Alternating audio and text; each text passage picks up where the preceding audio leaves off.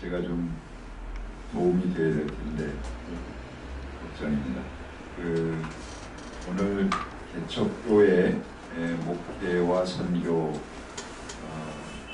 먼저 간단하게 제 경험과 사례를 중심으로 말씀드릴 겁니다. 앞에 시작할 때 좀 우리 원론적인 걸 잠깐 살펴보고 그러고 들어가도록 하겠습니다.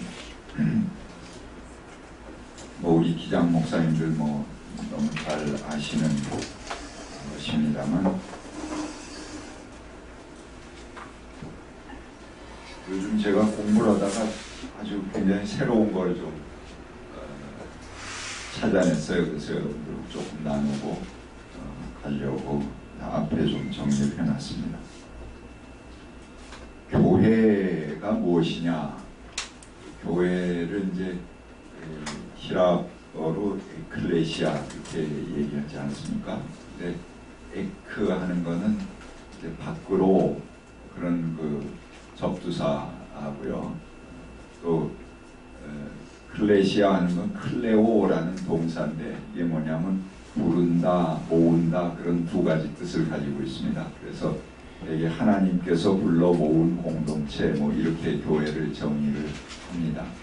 근데 제가 로마하고 히랍 역사를 공부하다가 보니까는 이 성경의 배경이 되는 역사라서 하다 보니까 굉장히 새로운 걸 발견했어요. 이 에클레시아라는 말이 교회가 처음 쓴 말이 아닙니다. 기독교가 아까 불러 모은다 그런 뜻이라고 했잖아요. 이게 이제 히랍 정치 또 로마 정치가 이제 폴리스 정치고 이게 직접 민주 정치인데 로마가 BC 509년에 공화정을 실시합니다. 우린 지금까지도 대한민국은 민주공화국이다, 모든 권력은 국민으로부터 나온다 이런 노래를 지금도 부르고 있는데 거기 로마는 BC 509년에 공화정을 실시하는 겁니다. 그리고 그 공화정의 그 모임 장소가 에클레시아입니다. 밖에서 시민들이 모인 거죠. 그리고 에클레시아가 그냥 모임 장소만 얘기하는 게 아니고 그 최고의 권력기관입니다. 그래서 아고라 광장에서 시민들이 모여서 하는 정치, 심지어는 왕도 거기서 세우기도 하고요. 의회가 불레라는 의회가 있었지만 불레는 에클레시아의 의제를 선정하고 보고하기 위한 보조기관입니다. 원로원이라는 것도 에클레시아의 자문기관에 불과합니다. 그래서 이 에클레시아에서 1년 단위로 행정관도 뽑고 재정관도 뽑고, 재정관은 화폐를 발행하고 행정관은 정치를 하고, 그 다음에 호민관 뽑으면 그 민중들을 대변하는 그런 권력을 갖는 게 이제 호민관인데요. 호민관은 신성불가침의 권한을 갖습니다. 그래서 누가 호민관을 죽이게 되면 체제 전복, 반역죄로 해서 그걸 사형하도록 그렇게 되어 있어요. 그러니까 평민 출신에서 호민관을 뽑는데 이 호민관이 최고의 권력자죠. 나중에 예수님 때는 이제 BC 29년에 예수님 직전에 그 아우구스투스가 되고 로마 전체를 통일하면서 황제정으로 넘어가지 않습니까? 공화정이 이제 황제정으로 넘어가게 되는데 그때 황제까지도 자기가 호민관이다 이렇게 칭할 정도로, 그러니까 박정희가 나와서 한국적 민주주의의 수호자다 지가 그렇게 얘기하는 거나 마찬가지죠. 황제가 공화정을 깨고 나오면서도 자기는 호민관이다 이렇게, 영구 호민관이다 이렇게 호칭할 정도의 그런 민주정을 상징하는 게 에클레시아입니다. 그래서 그 도시국가에서 최고의 권력을 부과하던 권력기관이 에클레시아다 하는 겁니다. 그러면 예수님 때에는 이제 직전에 황제정으로 넘어가면서 어떤 일들이 벌어지냐 하면은 이제 로마 안에서는 황제정으로 넘어가는 거에 대해서 굉장히 부정적입니다. 그 로마 사람들은 비웃습니다. 그래서 세네카라고 하는 그 유명한 문호가 나와서 그 클라우디오 황제 이름입니다. 그로 호박 만들기 그런 그것을 이제 그 황제 생일날인가 뭐 그렇게 발표를 합니다. 그런 글을 그러니까 비웃는 거죠. 황제로 호박 만들기 이제 그런 글을 발표하고 그 안에서는 지까지 것들이 무슨 저 빤히 아는 거 아니에요. 서로 동네 사람이고 자기들끼리 아는데 무슨 신이라고 그러냐 그러고 황제 숭배를 비웃습니다. 그런데 식민지 지배한 그 변방 그러니까 식민지 국가에서만 황제 숭배를 이제 강요하는 거죠. 그래서 신년 새해를 황제의 생일날로 잡고 황제 숭배에 대한 뭐 그런 것을 암송시키고 또 예배를 강요하고 숭배를 강요하게 됩니다. 근데 유독 유다만큼은 십계명이 있고 그렇기 때문에 아주 거세게 반발을 하죠. 그래서 유다가 특히 많은 순교자를 내고 십자가형에 처하게 되고 그 다음에 결국은 이제 여러분 잘 아시다시피 AD 70년에 로마와 일전을 해서 아주 유일하게 식민지 지배국가 중엔 로마와 대전쟁을 치러갖고 박살이 나지 않습니까? 그 이후에는 유태인들이 그 안에서 이스라엘 안에서 살 수 없게 산계되죠. 그래갖고 전 유럽으로 흩어져 살다가 1945년에 결국은 자기들이 팔레스타인 사람들 2000년 동안 사는 사람들을 내몰고 들어가서 땅을 차지하는 거 아닙니까? 그러니까 이 황제 숭배 역사가 굉장히 중요한 그 기독교의 계기가 됐고 예수님의 십자가에 대한 설명도 사실은 그 맥락 속에서 이해가 되어야 됩니다. 그러니까 예수님이 사실은 뭐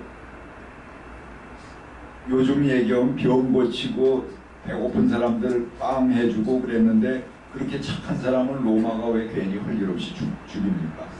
그것도 정치범을 살해하는 십자가형에 죽일 이유가 없거든요.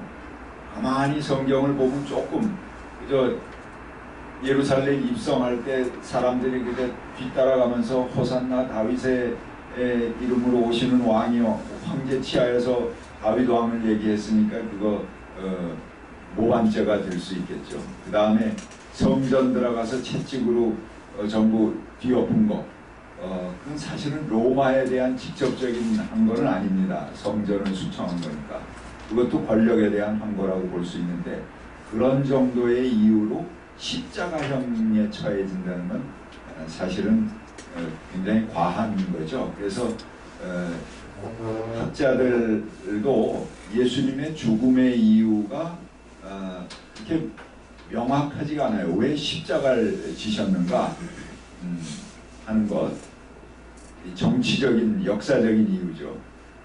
그런데 이 에클레시아 교회라는 것을 자세히 보면은 거기에 명확한 이유가 나오게 되는 것을 발견했습니다. 왜 그러냐? 로마는 이제 그런 거 공화정을 하고 자기들이 굉장한 금지로 삼는 게 에클레시아지만 이 에클레시아에 참가하는 회원권이 이제 로마 시민권이죠. 로마 시민권을 아무에게나 주지 않았습니다. 로마 거주자라고 하더라도 재산이 있어야지 줍니다. 그래서 프로레타리, 무산자들은 시민권을 주지 않습니다.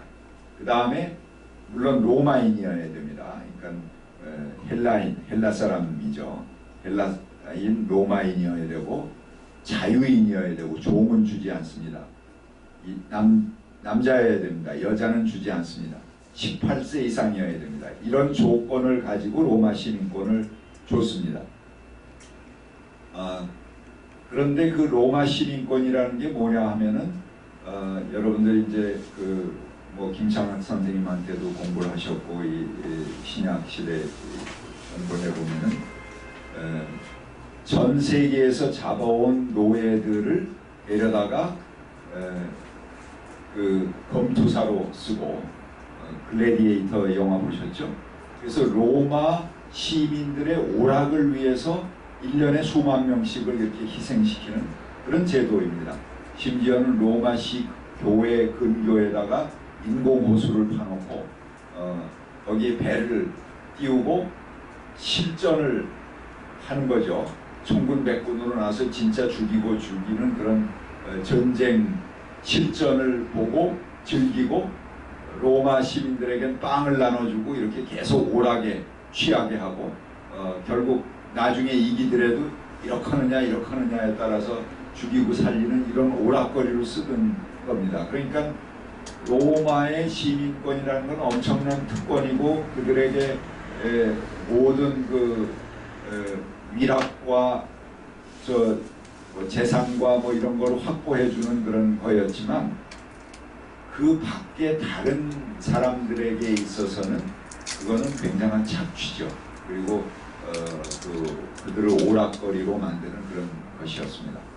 그래서 교회 운동이 뭐냐? 여기 굉장히 중요한 겁니다. 교회 운동이 뭐냐 하면은 하나님 나라의 시민을 이야기하는 것입니다. 그리고 우리는 하나님의 백성이다. 이렇게 얘기하면서 헬라인과 유대인 그 장벽을 트는 겁니다. 그 다음에 남자 여자 그 장벽을 트는 겁니다. 노예와 자유인 그 장벽을 트는 겁니다. 성인과 아이 그 장벽도 트는 겁니다. 가난한 자는 복이 있나니 하나님 나라가 저들의 것이며 이렇게 하지 않습니까? 그러니까 가난한 자도 그 시민권을 갖는 겁니다. 하나님 나라의 시민권을 갖는 겁니다. 하나님의 백성으로 초청되는 것입니다. 그것이 교회 운동입니다. 그러니까 이 교회 운동이 뭐 교회가 로마에 무장한 거하고 대들지 않더라도 가만 놔두면은 로마라는 것이 붕괴되게 되어 있습니다. 자기들이 가지고 있는 모든 권한을 전체 인민들에게 확산시키는 거거든요. 이건 아주 놀라운 겁니다. 그러니까 로마 체제에 대한 정반대의 체제를 구축하는 것이 교회입니다. 근데 왜 기독교가 크리스찬이라는 명칭이 이제 안디옥에서 처음 생기지 않았습니까? 바울을 중심으로 이렇게 생겼는데 근데 왜 자기들의 모임을 에클레시아라고 불렀느냐 하는 거죠. 굉장히 의미 있는 겁니다. 시나고그라고 하는 유대인들의 회당은 시나고그입니다. 그건 정치적인 특권을 부여받아요. 이 유대인들이 상당히 단결 잘하기 때문에 로비를 해갖고 자기들이 로마의 정치가 관용 정치입니다. 그래서 아무나 그렇게 죽이지 않습니다. 로마로부터 시나고그의 특권을 부여받아서 자기들은 유태인 공동체에서는 자기들끼리 특별하게 아르콘이라고 하는 행정관을 선출하고 자치할 수 있는 그런 특권을 부여받았습니다. 그러니까는 전체 다른 유대인들에게 굉장히 시기를 받는 거거든요. 아이고 왜 저놈들은 특별 대우를 받느냐 이렇게 해서 유대인 혐오 의식이 유럽에 전반적으로 펼쳐지게 되는 겁니다. 뭐 베네치아 상인에 대한 그런 소설도 있지만 히틀러가 유대인 학살을 한 거는 그만큼 유대인 증오에 대한 정서가 유럽에 퍼져 있기 때문에 그걸 때려잡으면 자기가 인기를 얻을 수 있기 때문에 유대인 학살을 한 거거든요. 그러니까 그런 배경들을 볼 때 교회가 히랍 사람들이 최고 긍지로 삼고 있는 에클레시아, 자기들이 민주주의를 이뤘다고 자긍하는 그 에클레시아를 자기들의 용어로, 모임의 용어로 가져왔어요. 그리고 우리 에클레시아는 너희같이 사이비 에클레시아가 아니다. 이건 진짜 모든 사람들이 다 주인이 되는 그런 에클레시아다.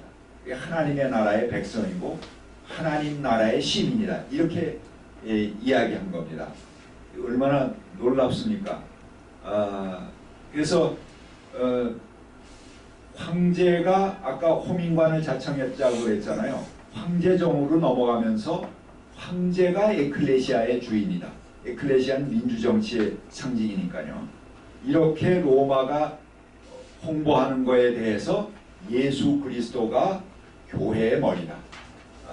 예수 그리스도가 에클레시아의 머리다 라는 것을 이야기하는 것이 교회의 새로운 출발입니다. 그러니까는 그 말은 우리가 요즘 예수 그리스도가 교회의 머리다 이게 별로 감흥이 없잖아요. 아니 교회 안에서는 당연히 예수가 머리여야지. 별로 감흥이 없어요. 근데 그 이야기가 엄청난 이야기입니다. 황제가 에클레시아의 머리라고 하는 황제 숭배주의를 부시고 아니다. 모든 인민이 주인이 되는 그 세상을 예수 그리스도가 하나님 나라로 선포하셨고 그 예수 그리스도 마국간에서 오시고 가장 가난한 자로 오신 예수 그리스도가 이 교회의 머리다. 에클레시아의 머리다.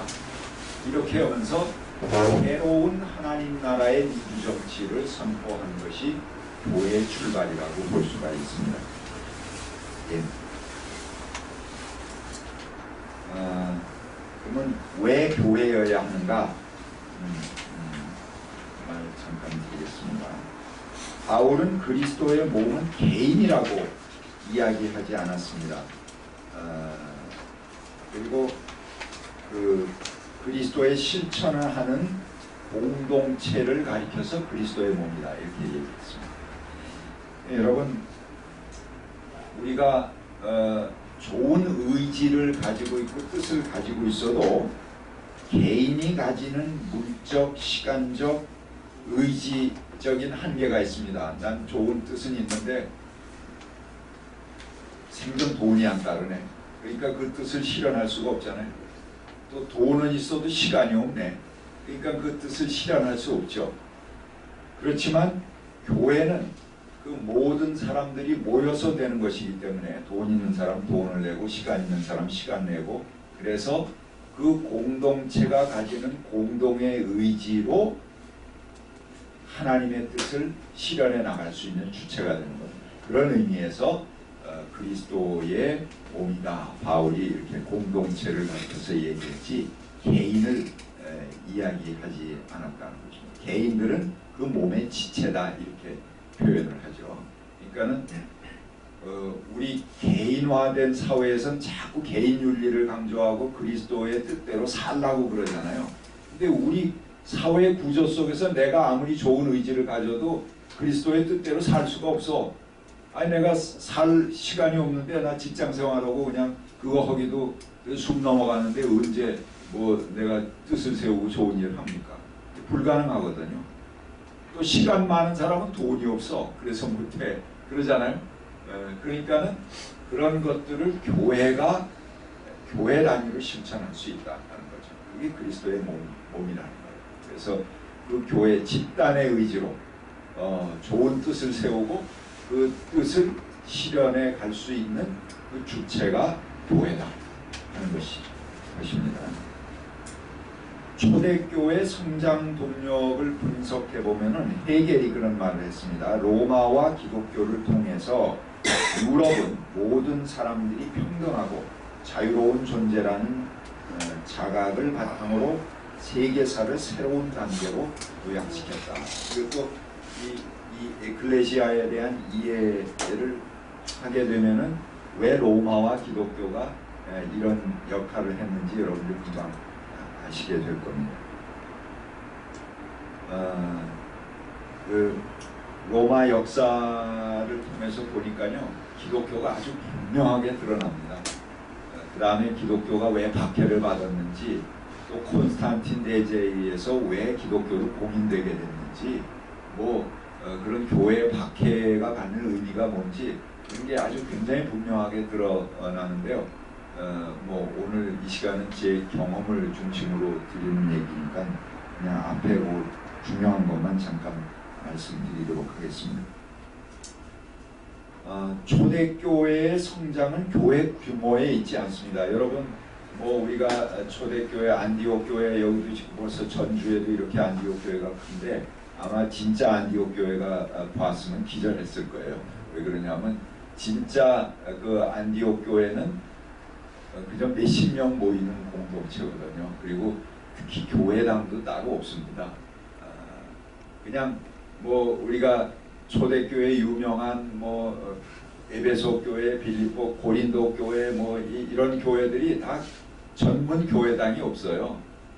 그냥 개인의 가정집에서 모이는 겁니다. 그러니까는 바울이 그 모이다가 제일 큰 데가 아마 2층의 공간이었던 것 같아요. 그래서 사람들이 다 안 되니까는 뭐 창문 턱에도 걸쳐 앉아서 얘기 듣고, 근데 설교라는 게 항상 졸립잖아요. 아무리 바울이 얘기해도 졸립죠. 그러니까는 거기 앉아서 꾸벅꾸벅 졸다가 떨어져 사망한 사건도 생기고 그렇게 되는 거죠. 그냥 그런 정도로 가정에서 모이는 거니까 많이 모여야 그죠. 뭐 20, 30명 뭐 그렇게 모이는 그런 가정교회들입니다.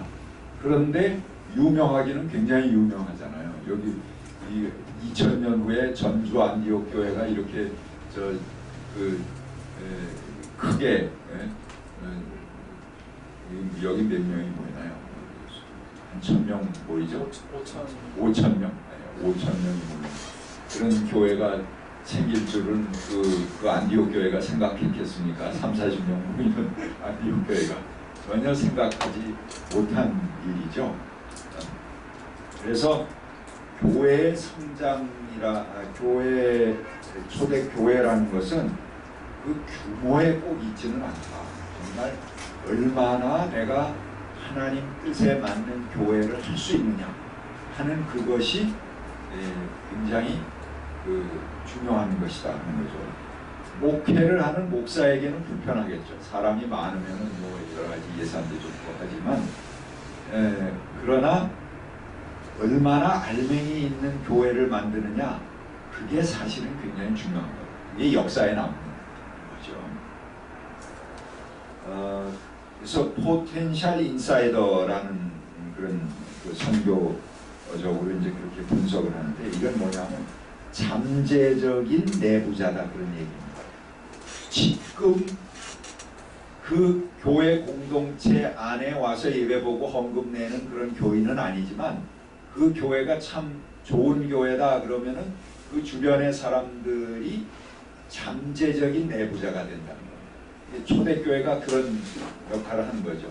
3, 40명 모이지만 그 초대교회가 갖는 게 얼마나 대단합니까? 가난한 자, 로마가 배제한 그런 모든 사람들을 포함해서 하나님 나라의 시민으로 선언하고 다 형제자매가 되고 조음과 자유인이 없어지는 그런 공동체인데, 거기 그 예배에 참석 못해도 수많은 노예들이 동경하지 않습니까? 가난한 자들이 동경하고 거기에 함께 하고 싶은 그런 마음, 야 저긴 정말 내가 가서 인간 대접을 받을 수 있는 곳이다 이렇게 생각하면서 수많은 소외된 사람들, 가난한 사람들이 포텐셜 인사이더가 되는 겁니다. 그러니까는 하나가 박해를 받으면은 다 가슴 아파오고 그 박해를 받는 사람을 통해서 많은 사람들이 더 기도하고 정말 이 크리스찬이 되는 거죠. 그게 잠재적 내부자라는 것입니다. 그래서 초대교회가 선교에 나가는 가장 큰 동력이 포텐셜 인사이더다. 그러니까 그 교회가 정당하고 올바르면은 그 울타리 안에 안 오더라도 수많은 사람들이 포텐셜 인사이더가 되는 거죠. 그럼 이제 언젠가는 그 교회가 차고 넘치게 된다 하는 것입니다. 이중적 정책의식, 하르낙이 이제 그런 얘기를 했는데요. 이 초지역적인 결합입니다. 그러니까 대개 교회는 뭐 전주 무슨 교회, 초량동 교회, 부산 무슨 동교회 이렇게 지역 결합 아닙니까? 그런데 초대교회라는 것은 그 지역의 이름을 하고 있어도 굉장히 폭넓게 로마 전체 내에 사람들이 그 자기가 그 안에 이제 포텐셜 인사이더로 그 소속의식을 느끼게 된다는 거죠. 그런 것들이 굉장히 중요한 교회 선교 요인이다, 그렇게 이야기를 합니다. 그리고 초대교회 구성원은 마치 그들이 서로 한 집안인 것처럼 불렀습니다. 그래서 그들은 하나님의 자녀입니다. 그리고 사도의 자녀가 되는 거고요. 그리고 서로를 사랑하는 자다, 이렇게 부르고 형제 자매로 불렀습니다. 초대교회의 그 통일된 형식, 그 호칭이 형제 자매입니다.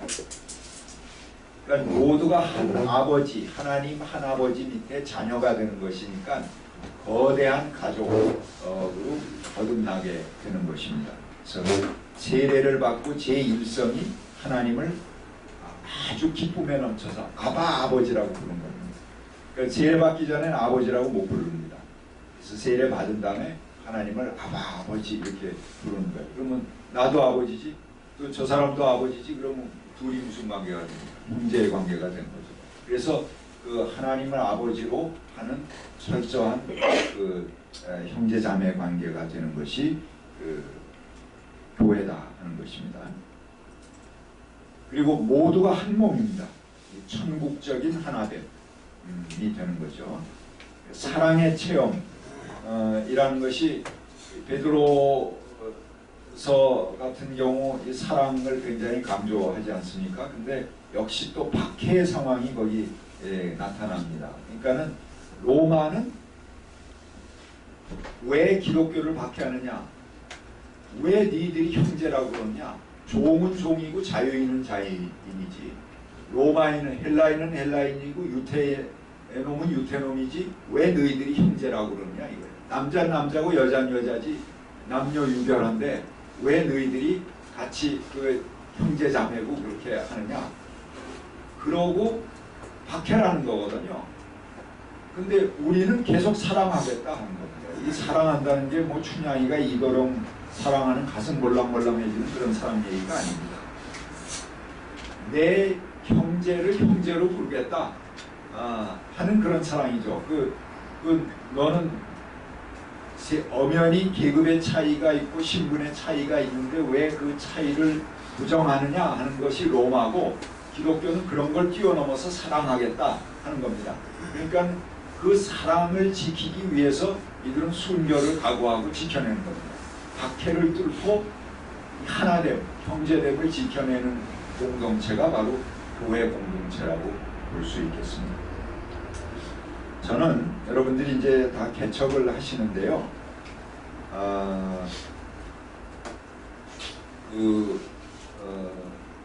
우리 기장교회들은 사실은 좀 기장다운 그런 특성을 가지고 교회를 해야 된다고 생각합니다. 물론 뭐 좋습니다. 개척 세미나에 가서 여러 가지 뭐 전도 방법이라든가 교회 부흥하는 방법 뭐 이런 것 배워서 적용을 할 필요가 있죠. 그리고 더군다나 교회 개척하는 분들 중에는 자기가 기성교회의 경험을 별로 갖지 않고 개척하는 분들이 덜어 있습니다. 그런 경우는 그런 기성교회에 대한 경험을 꼭 가질 필요가 있습니다. 그렇지 않고 혼자 그냥 불쑥 나와서 다 시작을 해버리면은 어느 방향으로 가야 될지 이게 참 모르는 거거든요. 그래서 내가 어느 교회에서 인턴십을 했느냐 하는 게 굉장히 중요합니다. 그러니까 뜻은 굉장한 뜻을 가지고 있는데 교회를 막상 시작해보면 지가 배운 걸 하게 돼 있어요. 그러니까는 저 목사님 저렇게 목회를 하는구나 그러고 열심히 비판을 하고 그거를 내가 속에서 난 저렇게 안 해야지라고 생각했는데 그 사람 목회 현장에 내놓으면 그거 똑같이 합니다. 왜? 머리는 그렇지 않은데 배운 건 그거거든.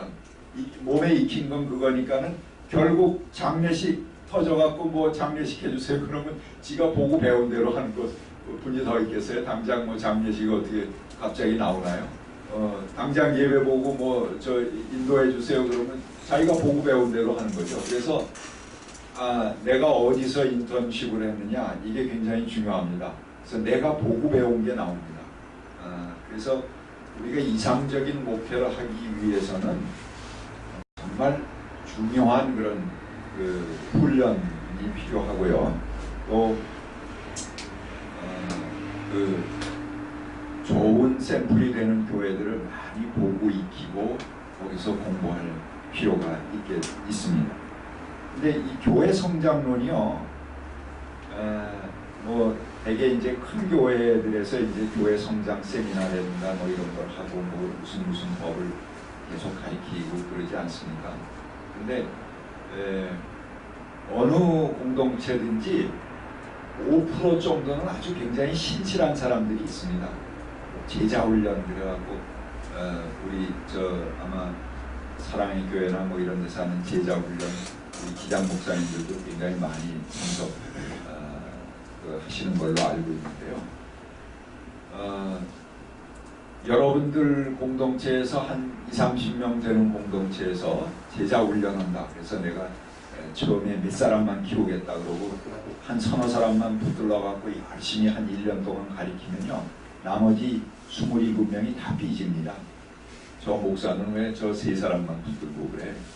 그리고 다 삐져서 나가요. 그러니까 거기서 보고 배우는 방법들이 꼭 로얄로드가 아닙니다.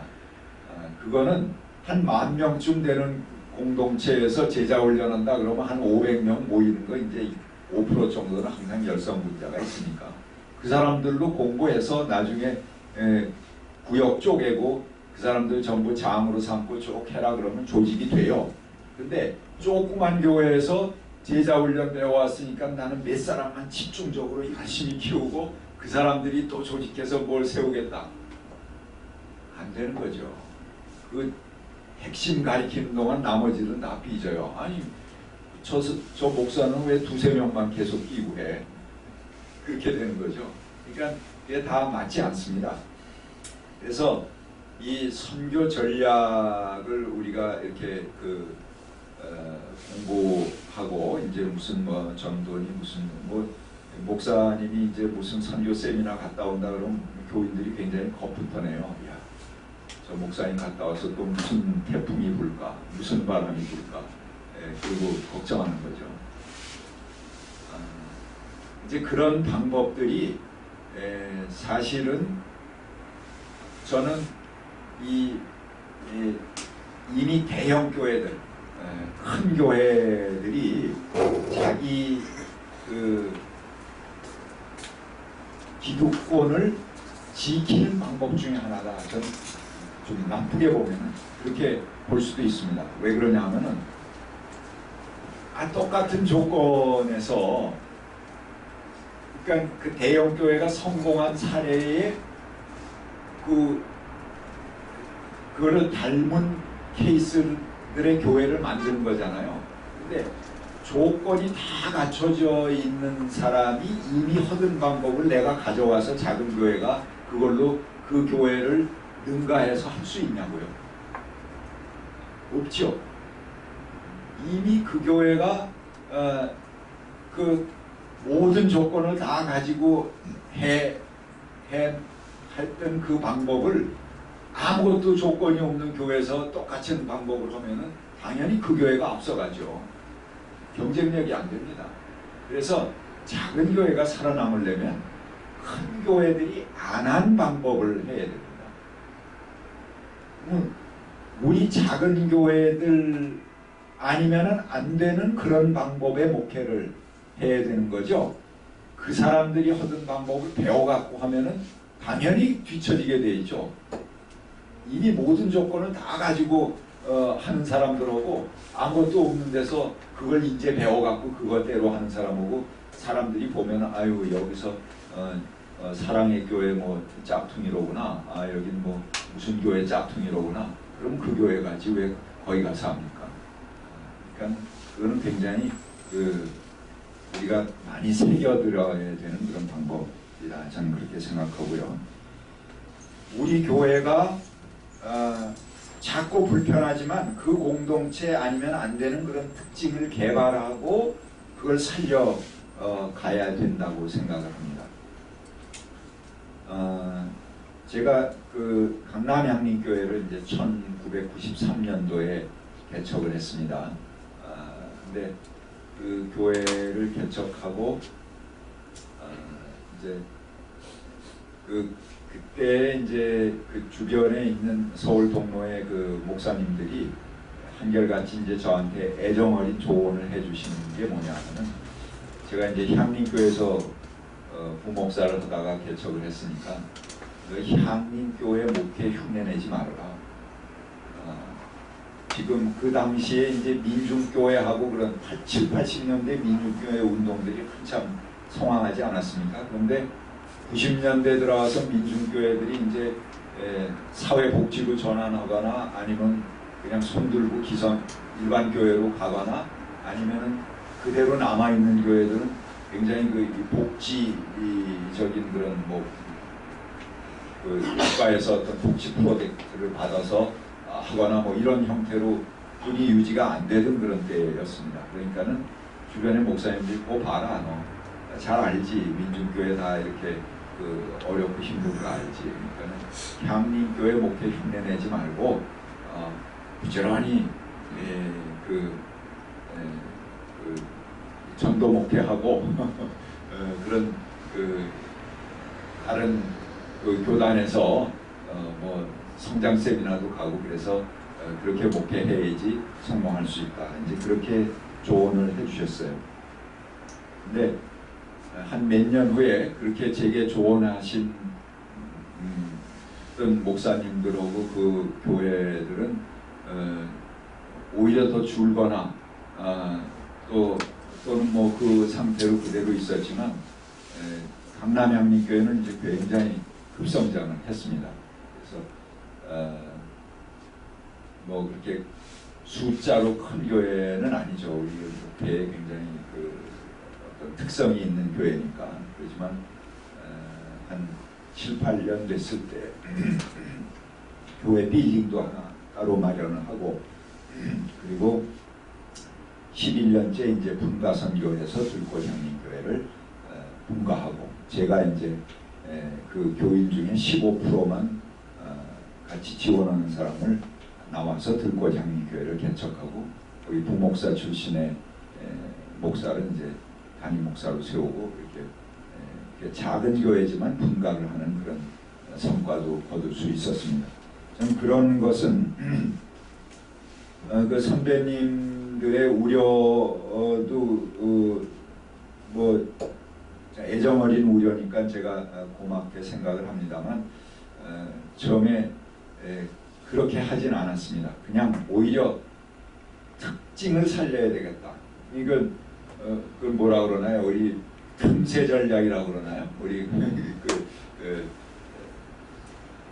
이렇게 장사하고 그럴 땐 그러잖아요. 아니, 내가 기성교회에 대해서 굉장히 지치고 힘들어하는 사람들이 많이 있잖아요, 한국교회에. 그런 사람들을 수용할 수 있는 그런 틀을 가지면 되는 거지, 왜 그걸 또 기성교회를 굳이 보고 배워서 가느냐, 이렇게 생각을 하고 그 틈새 전략으로 9가지 선교 그 목표를 세웠어요. 우리는 선교하는 교회다, 또 민중과 함께하는 교회다, 민족과 함께하는 교회다, 통일을 지향하는 교회다, 교회 공간을 개방한다, 남녀 차별이 없는 교회다, 타 종교를 열린 마음으로 받아들이는 교회다, 또 항상 갱신하는 교회다, 젊은이들을 우대하는 교회다. 이런 쭉 9가지 해갖고 교회를 알리는 그 전도 책자에 너와 네 가족이 구원을 얻으리라 이런 거 안 쓰고 그런 9가지 교회 목표를 해갖고 팜플렛을 만들어서 쭉 돌렸어요. 그랬더니 교회 선거지라고 그러면 보지도 않죠, 사람들이. 아유, 안 본다고 그러는데, 그거를 받아보고 벨란교회도 있네, 이렇게 하고 보고 문의하고 찾아오는 사람들이 있더라 하는 겁니다. 그래서 결국은 이제 그렇게 해서 교회가 형성이 됐는데, 그래서 이 교회를 어떻게 이 지역사회, 시민사회 속에서 함께하면서 이 교회를 가져갈까. 처음에 하고 된 거는 이제 교회 공간은 이제 향민교회에서 그때 세를 얻어 주셨으니까는 공간을 개방을 하자 이렇게 한 거죠. 그래서 교회 공간을 개방을 해서 지역에 있는 뭐 시민단체, 시민단체가 별로 없었어요. 이 강동 송파 지역인데 그게 이제 올림픽과 더불어서 신조된 그런 구역이거든요. 그러니까는 전통적인 뭐 대학도 없고 그래서 시민운동이라는 게 전무한 그런 곳입니다. 그런데도 거기서 이렇게 바닥을 훑으면서 찾아보니까는 가락시장이 있어요. 가락시장 영세상인 연합회가 있고 노조연합회가 있고 또 중앙병원이 아산중앙병원에 병원 노조가 있어요. 그리고 주거연합이라고 이제 이제 비닐하우스촌들이 있고 그런 데하고 연대하면서 언제든지 교회를 써라. 우리가 전혀 사용료 안 받는다. 너희들이 원하는 데 와서 쓸 수 있게 언제든지 개방해주고 여기서 뭐 복사기도 쓸 수 있고 그 다음에 전화기도 쓸 수 있고 뭐든지 다 우리 교회에서 제공해준다. 그리고 쭉 알렸죠. 그러니까 이 사람들 좋잖아요. 자기들 집회하는데 교회에서 오라고 그러지 뭐 다른 거 다 개방해주고 쓰게 해주지. 그러니까는 자기들 집회를 하는 거예요. 근데 그 집회로는 그냥 합니까? 그 사람들 사람 모아야 될 거 아니에요. 그러니까는 또 자기들이 홍보 전담해갖고 쭉 전부 알리잖아요. 그러면 주중에 열심히 사람들을 모아서 교회를 끌어오는 겁니다. 여러분 전도지 우리가 돌리는 게 뭐예요? 그 사람 한 번 교회 전도지 받으면 다 옵니까? 한 번 교회에 발걸음 하게 하기 위한 것이 전도지잖아요. 근데 난 가만히 있어도 다른 단체들이 전부 사람들을 끌어오는 겁니다. 그러니까 주중에 교회 안에 와서 이제 집회 오면서 쓱 주변에 봅니다. 어이구 여기 이런 주보가 있네. 뭐 그러고 또 필요한 것들 이렇게 교회에 붙여놓은 거 이거 보고 참 별난 교회도 있네. 이렇게 구경하면서 그 교회를 느끼는 거예요. 그래갖고 그런 모임을 통해서 또 사람들이 자꾸 옵니다. 물론 굉장히 귀찮아요. 저는 교회 뭐 부교역자도 없죠. 저 혼자 개척을 하고 하는데 그 사람들이 모이면은 다 뒤치다거리해야죠. 청소해야죠. 모일 때마다 나가야죠. 또 그 모인 사람들이 이제 뭐 일반 시민들이니까 뭐 담배들 또 피죠. 교회에서 되도록 피지 말고 밖에 나가서 피라고 해도 그게 잘 안 되죠. 물론 교회 안에서는 좀 지키고가 안 피는데 복도 나가 보면 또 담배 피는 사람들이 왜 그렇게 그런지 담배를 꼭 구석 뭐 이렇게 옹이 있는데 무슨 뭐 이렇게 저 틈새 이런 데다가 좀 쑤셔 박아 넣어놔요. 꼭. 그러니까 그 끝난 다음에 전부 그 들쳐가면서 빼갖고 담배 냄새 묻혀가면서 그거 다 청소해 놔야지 됩니다.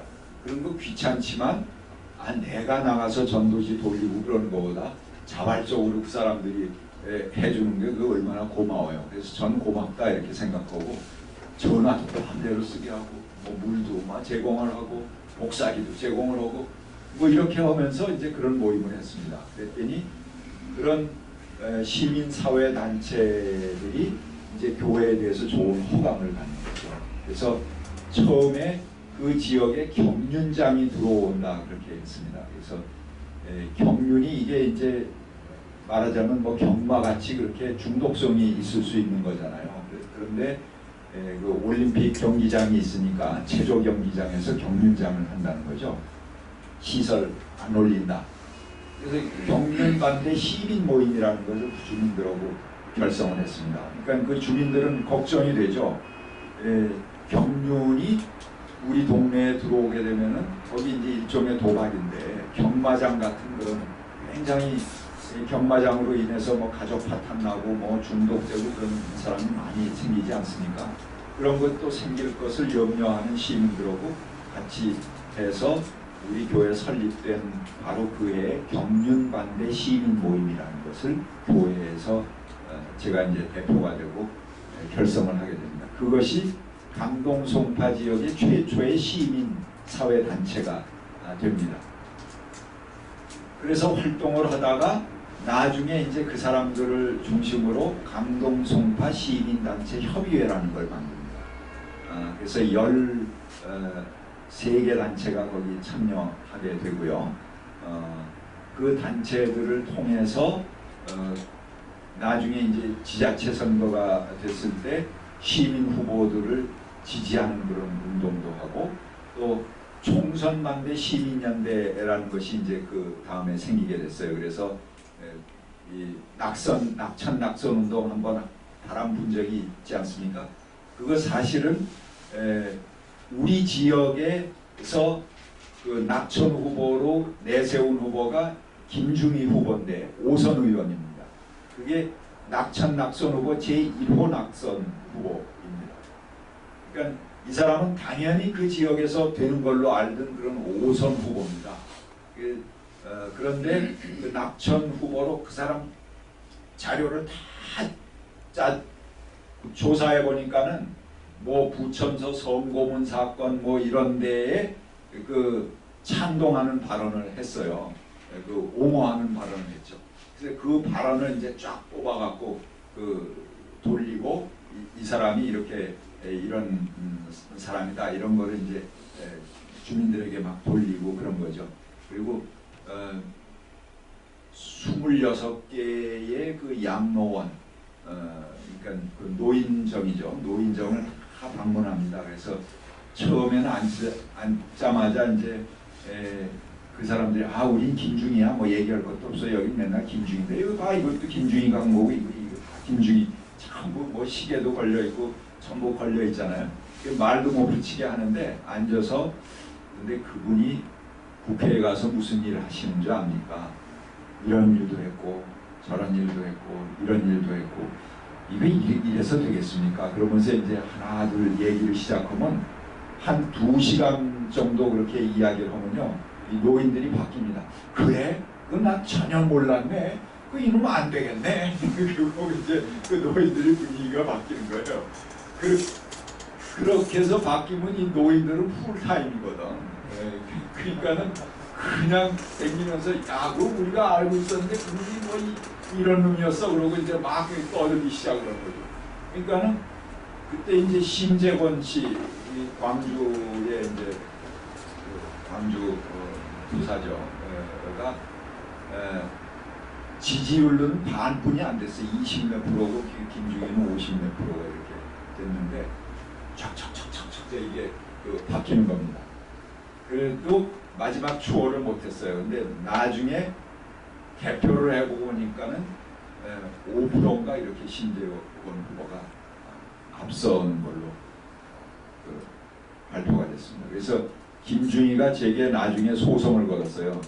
다 된 그 선거를 저놈이 방해를 해갖고 자기가 그 모함을 해서 떨어졌다. 그래갖고 5억인가 그렇게 손해배상 청구 소송을 저한테 걸었습니다. 그래서 뭐 그거는 근데 입증이 안 되는 거죠. 아니 그 지가 나 때문에 떨어졌는지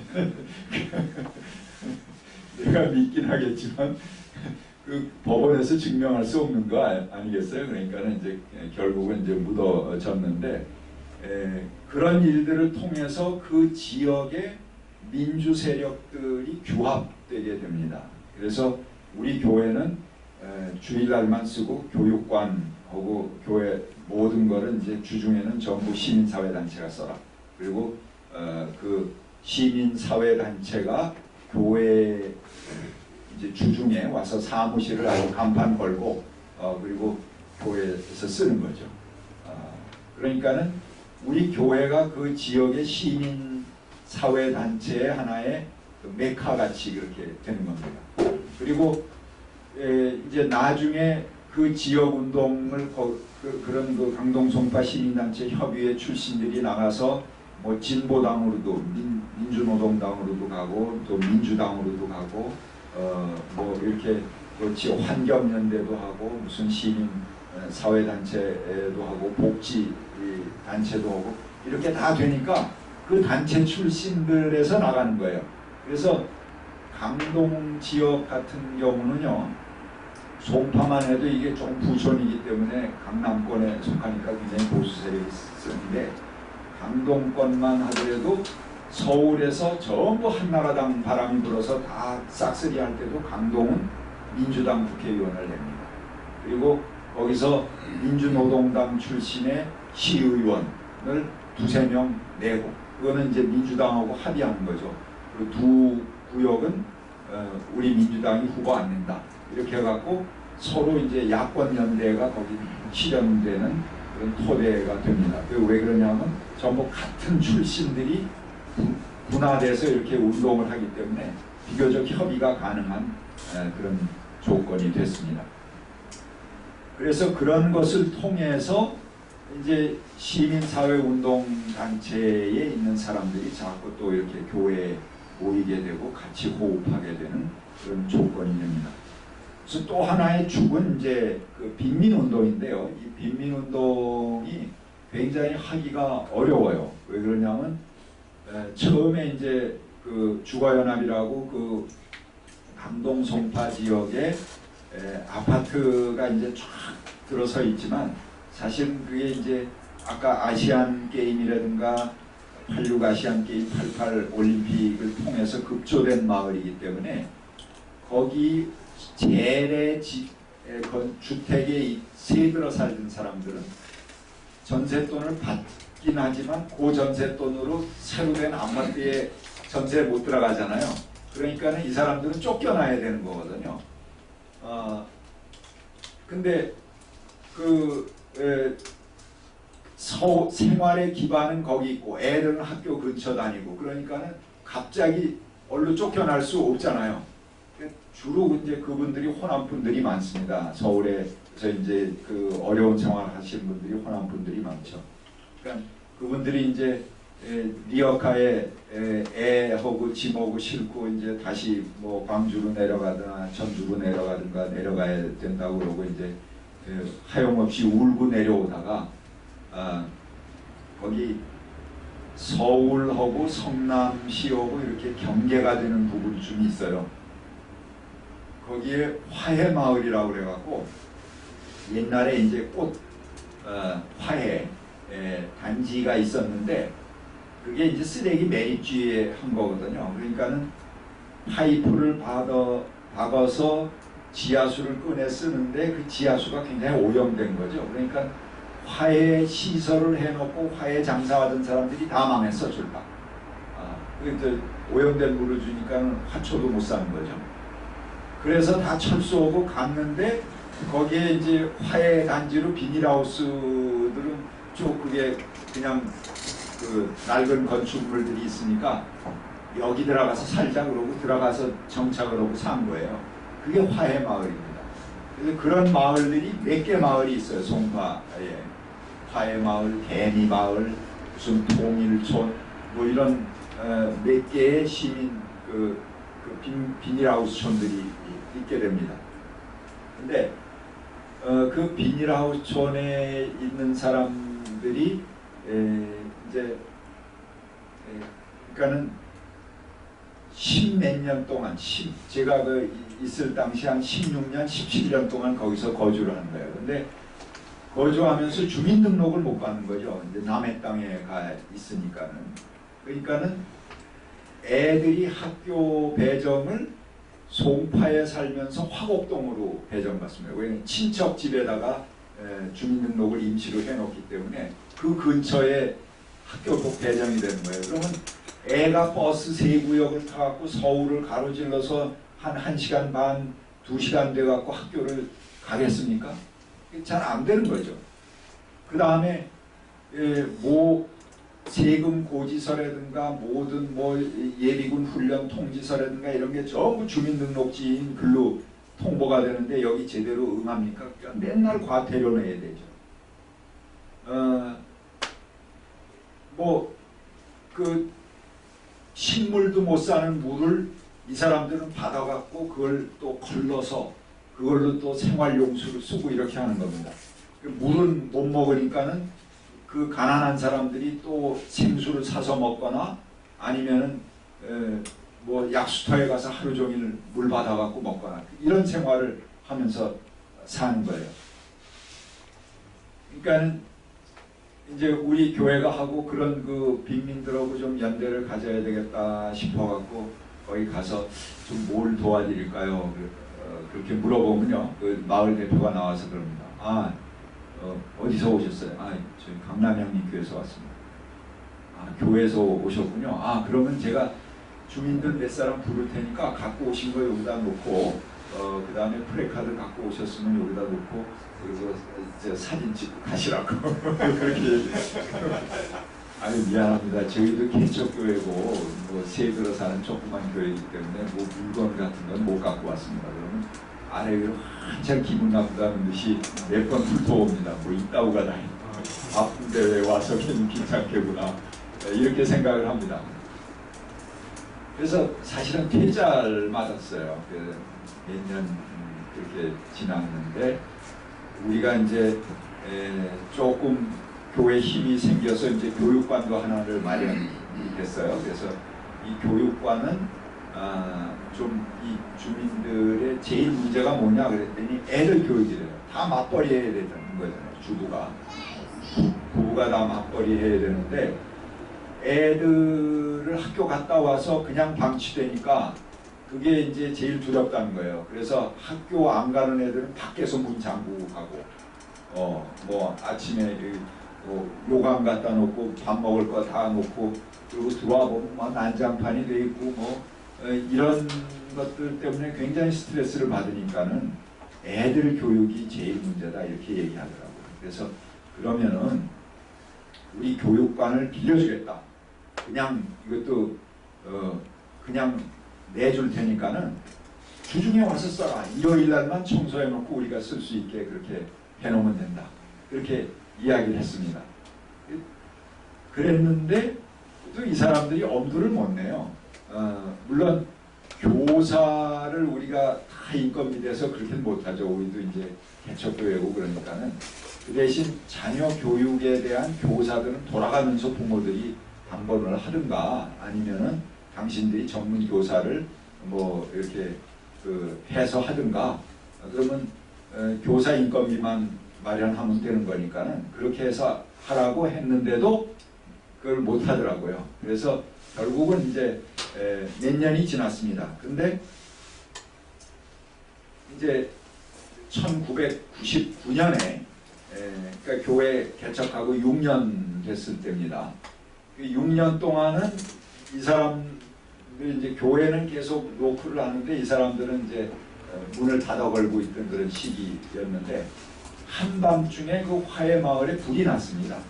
그러니까 비닐하우스니까 불이 나면은 그냥 후 다 말려버리잖아요.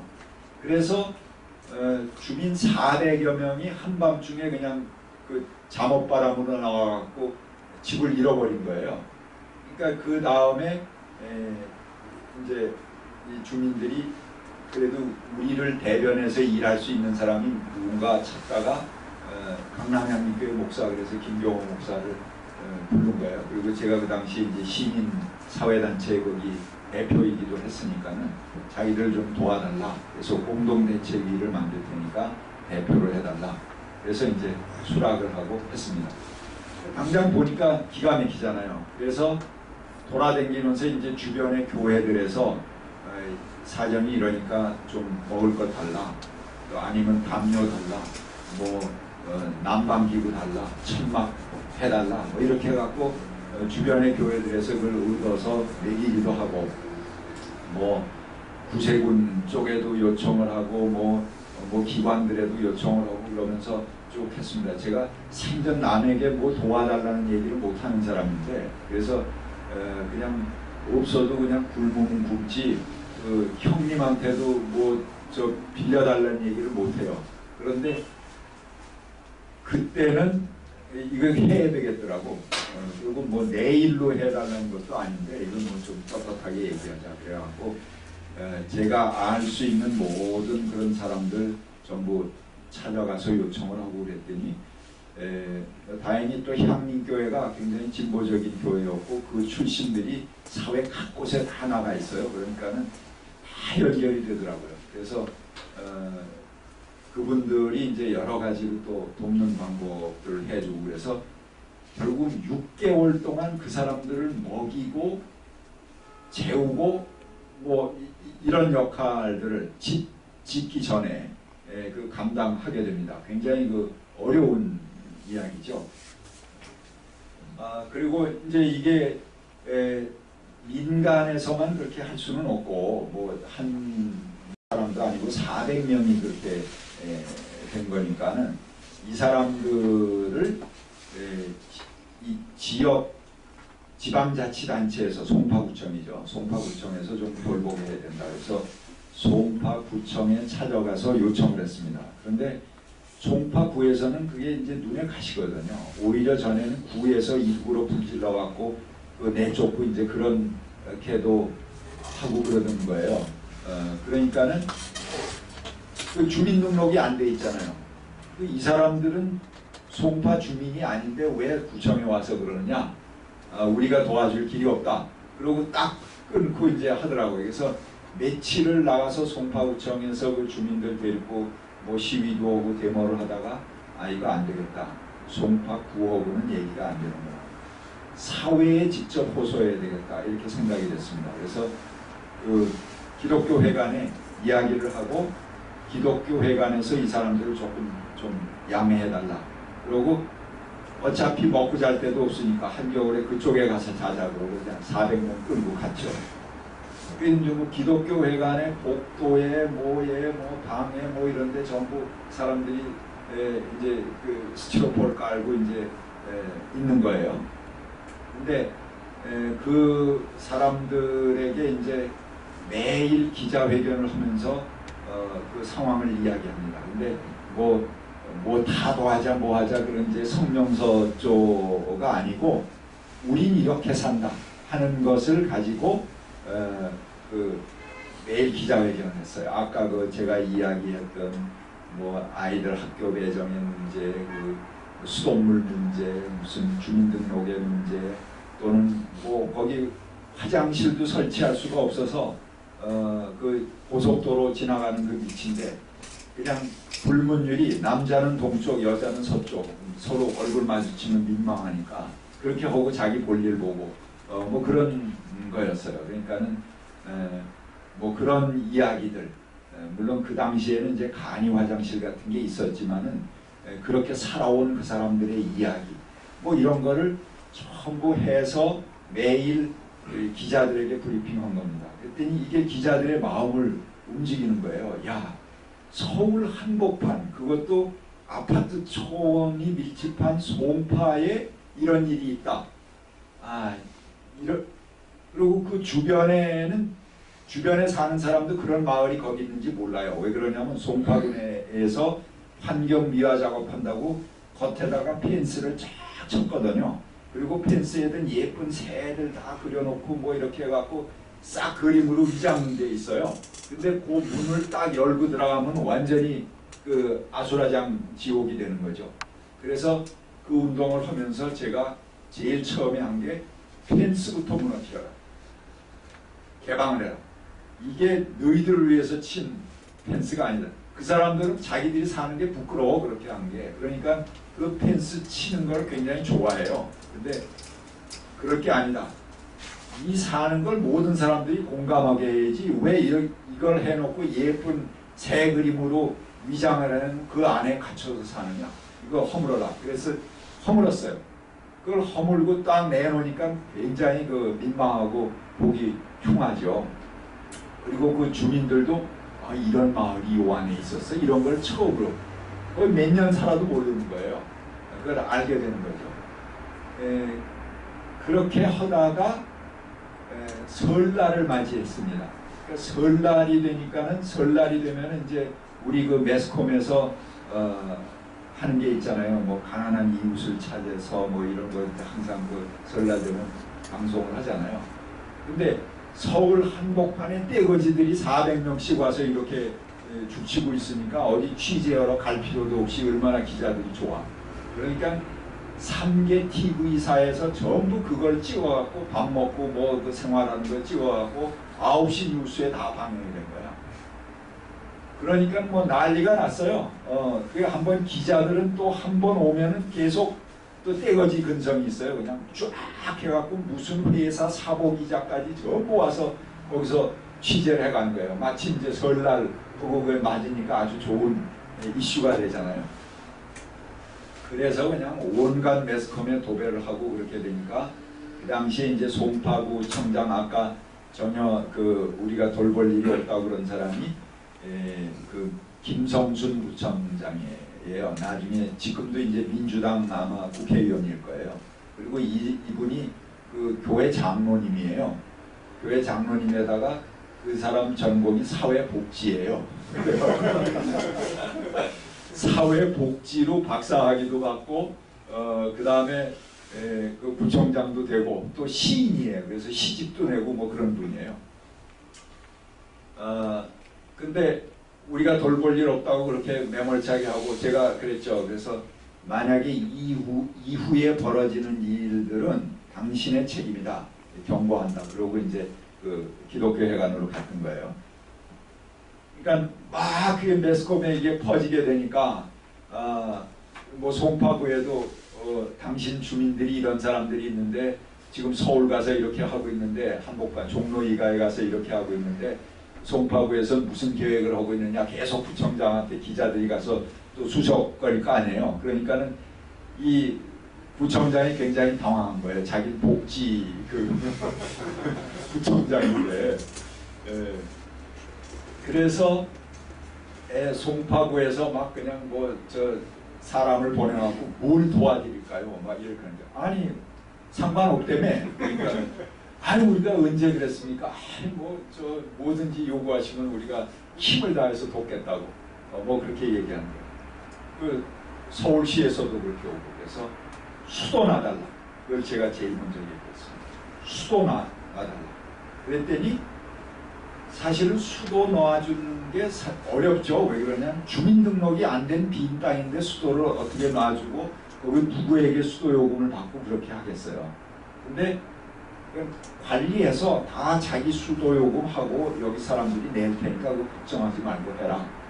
그랬더니 집도 짓기 전에 땅 파고 수도부터 들어온 거예요.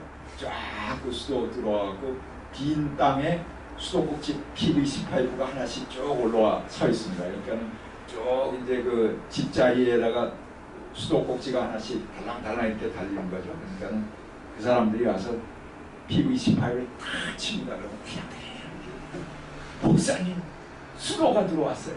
우리 마을에 수도가 들어왔어요. 그러면서 그걸 수도를 틀어갖고 그냥 입을 대고 빨아먹습니다. 서울 사람들은 뭐 수돗물 뭐 더러워서 못 먹는다고 그러지만 우린 평생 소원이 수도꼭지에 입 한 번 대고 빨아보는 거였다. 이러면서 그렇게 좋아합니다.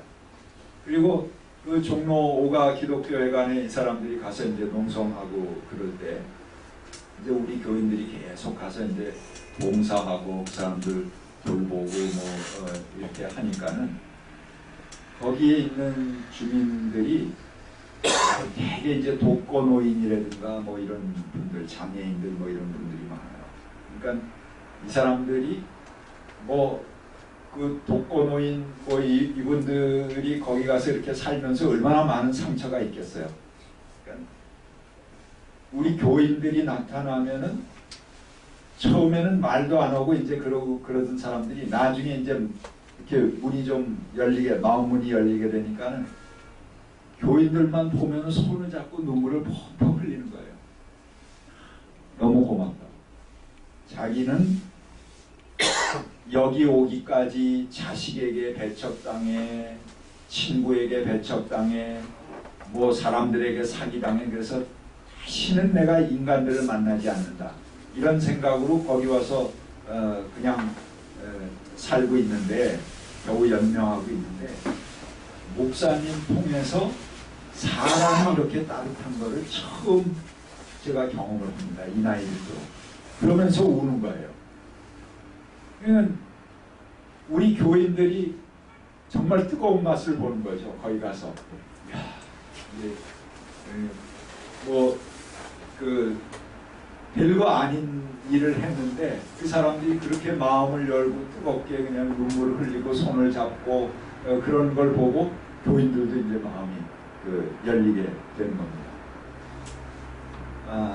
그리고 이분들이 처음엔 그러더라고요. 제가 이제 이런저런 단체에서 이제 뭘 자꾸 얻어오니까는 뭐 세상에 다 자기 이해타산이 안 되는 일을 하는 사람이 있을까 이렇게 아마 생각을 했던 것 같아요. 그래서 뭘 좀 구전 남는 게 있나 보다 이렇게 생각을 뭐 여기저기서 잘 얻어오니까 그렇게 한다 이런 눈치를 제가 얼른 받았어요. 그래서 그러면 거기 오는 사람이 나한테 얘기할 필요도 없이 직접 마을 대표에게 가서 이야기를 하고 접수를 하고 그렇게 해라. 그래서 아예 저는 그냥 소개만 해주고 마을 대표에게 직접 가서 다 기증하도록 그렇게 했거든요. 그러니까 이 사람들이 가만히 계산해 보니까는 저 사람이 뭐 구전 남는 것 같지는 않고 저는 오히려 그 부탁하러 다닐 때 돌아다니면서 차비 쓰고 밥 사주고 이러면서 부탁하는 거 선물하고 이런 거 다 제 돈으로 하는 건데 그럴 것 같지는 않고 자기 나름대로 좀 나중에 와서 그러더라고요. 목사님 나중에 목사님이 이 지역에 출마하시면은 여기 주마 주민들이 2,000명쯤 돼요. 뭐 2,000명쯤 되는데 이 사람들이 전부 풀타임으로 나가서 목사님 운동해드릴 겁니다. 그렇게 얘기하는 거예요. 그래서 아니에요. 전 목사예요. 제가 출마할 일은 없을 겁니다. 저는 그런 생각이 전혀 없습니다. 그러니까 그것도 아니야. 그러니까 굉장히 불편해하는 거예요.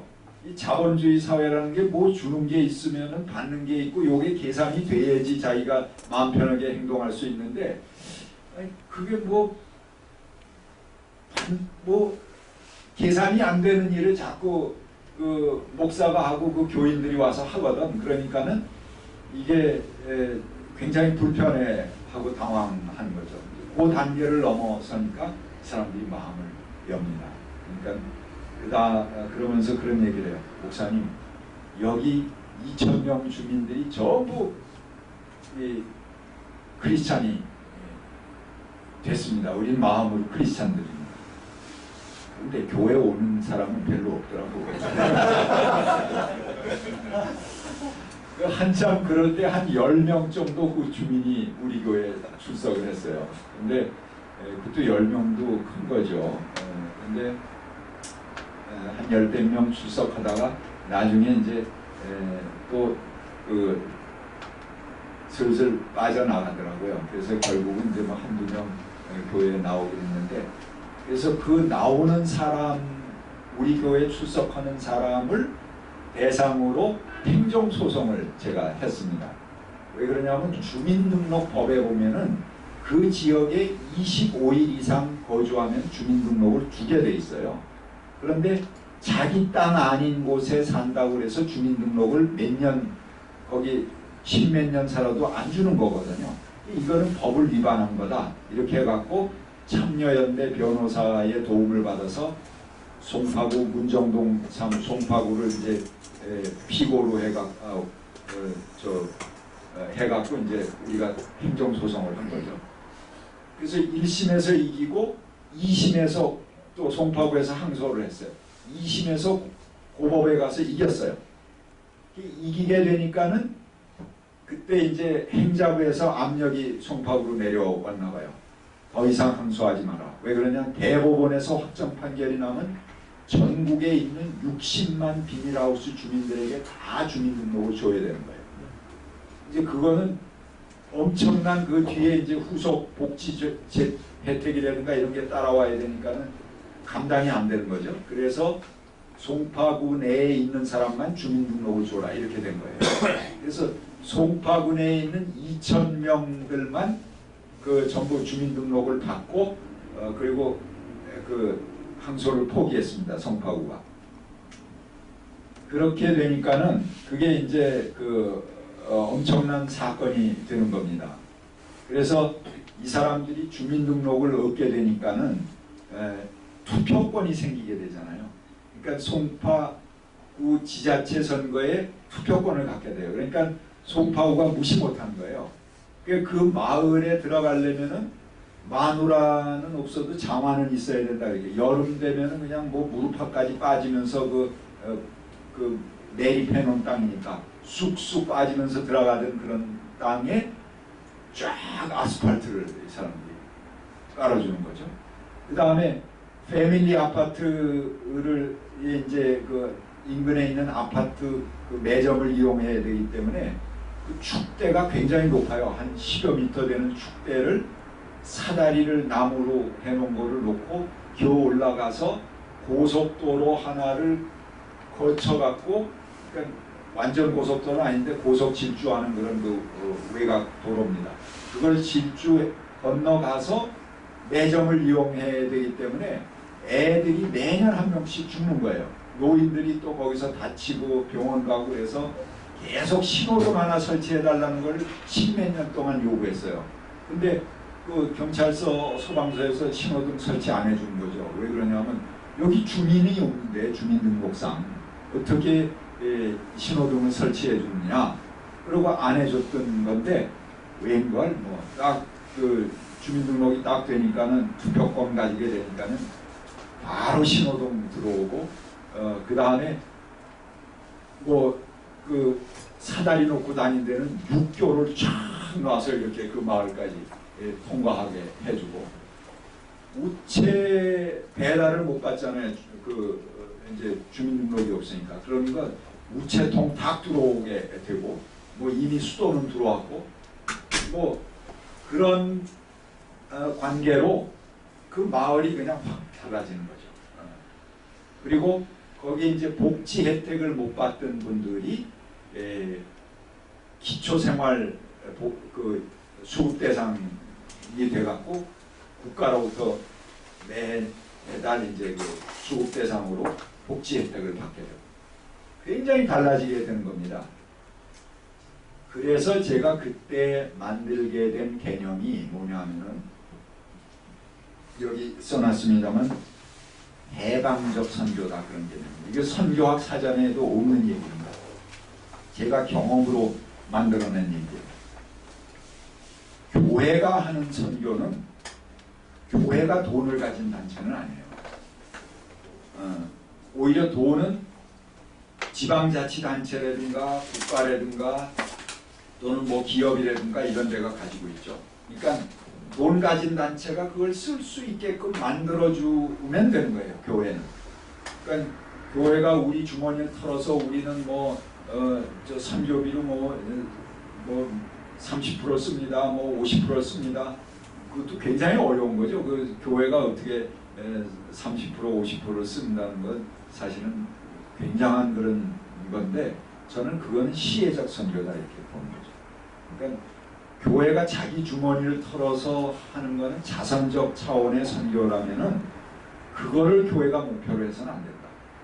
그 주민들의 삶 속에 들어가서 법이 잘못됐으면 법을 고치고 제도가 잘못됐으면 제도를 고치고 그 관행이 잘못됐으면 관행을 고치도록 같이 노력하면은 그러면 그 당시에 강남향림교회가 뭐 가지고 있던 게 이제 뭐 강남향교회도 월세 내고 이제 일부 보증금 전세로 있고 그러던 건데 그 보증금 다 빼갖고 20배, 30배 해도 그거 주민들에게 그렇게 못 베풉니다. 절대로. 그렇지만 교회는 교회대로 그대로 있으면서 들어가서 그런 일을 하니까는 결국은 국가가 쓰게 하고 자치단체가 쓰게 하고 그래서 그런 일들을 이뤄내는 거잖아요. 그래서 그것은 해방적 차원의 선교다. 이거는 깡통을 찍어내는 기계 자체가 이 깡통이 나오는데 전부 찌그러진 깡통이야. 그럼 나가서 이 찌그러진 깡통을 하나하나 빌 거 아닙니까? 근데 가만히 보니까 깡통 찍어내는 기계 자체가 잘못돼서 찌그러진 깡통을 찍어내는 거야. 그럼 어떻게 해요? 가서 기계를 고쳐야지. 기계를 고치는 선교가 해방적 선교라면 찌그러진 깡통 하나하나 펴고 다니는 거는 시혜적 선교. 자선적 선교다 이거죠. 그래서 그런 일들은 오히려 큰 교회는 할 수 없다. 작은 교회가, 큰 교회는 의사결정 구조가 복잡해요. 뭐 항상 저기 뭐 거기서 저 재직회의죠, 공동회의죠, 뭐 이렇게 하는데 그 많은 숫자가 모여서 새 일을 결정하려면은 그게 잘 어렵죠. 그러니까 맨날 하던 일뿐이 못해. 큰 교회는 그러니까 새로운 시도를 하기가 어려워요. 그러나 작은 교회는 밥상머리에 앉아서 야 여기 우리 주변에 이런 어려운 이웃이 있는데 이거 한번 해보면 어때요? 아 그래 아무리 엄마 시간 되잖아. 그럼 벌써 일이 되는 거야. 그러면 거기 가서 일할 수 있는 거죠. 그래서 접촉하고 하다 보면 야 누구는 법률 공부했잖아. 이거 좀 알아봐 왜 이렇게 되나. 이렇게 하나 둘 연결해서 문의하고 하다 보면은 그 사람들에게 필요한 것들이 나오는 거죠. 그러면 이거 저기 어디 뭐 요새 새로운 이런 거 있는데 프로젝트 하는데 한번 내볼까? 그러고 뭐 내보기도 하고 무슨 그 복지 뭐 제도 이런 게 있는데 이거 연결해볼까? 이렇게 해서 연결도 해보고 이렇게 하면서 그 주민들의 문제를 풀어갈 수 있는 겁니다. 그래서 그런 선교는 오히려 이 해방적 선교는 작은 교회에야지 가능합니다. 그래서 그런 일들을 하게 되면 교인들이 보람을 느끼게 됩니다. 강남양민교회에서 그 뜨거운 눈물의 악수를 해본 경험을 가진 사람은요 죽어도 강남양민교회에 나오지 말라고 해도 안 나올 수가 없어요. 왜? 인생의 뜨거운 그거를 경험했거든요. 이게 정말 하나님의 뜨거운 사랑을 그때 처음 체험한 거거든요. 그 체험을 뭘로 바꿉니까? 절대 그 사람 누가 강제적으로 너 교회 나가지 말라 이렇게 해도 안 나갈 수 없는 거예요. 그러니까 그런 체험자들을 만들면 됩니다. 그래서 교회가 그렇게 맨날 교회 그냥 모여서 주일날 예배드리고 뭐 기도하고 이거 외에는 교회가 할 일이 아니다. 이런 우리 머리부터 깨야 돼요. 아니 그건 다 모든 교회들이 하는데 왜 그 개척교회 그 불편하고 형편없는 개척교회에 와서 기도하겠어요. 시설 좋은 교회 가서 딱 폼나게 기도하지. 거긴 다 이렇게 다 보기만 해도 벌써 뭐 스테인드 글라스에다가 은은한 뭐 그 광선에다가 뭐 이렇게 해갖고 음악도 화려하고 여러 가지 좋지 않아요? 근데 아무것도 없는 불편한 개척교회에 와서 왜 기도를 하겠어요? 그러니까는 개척교회는 개척교회 아니면 안 되는 그런 뭔가를 만들어야 돼요. 우리 목사님이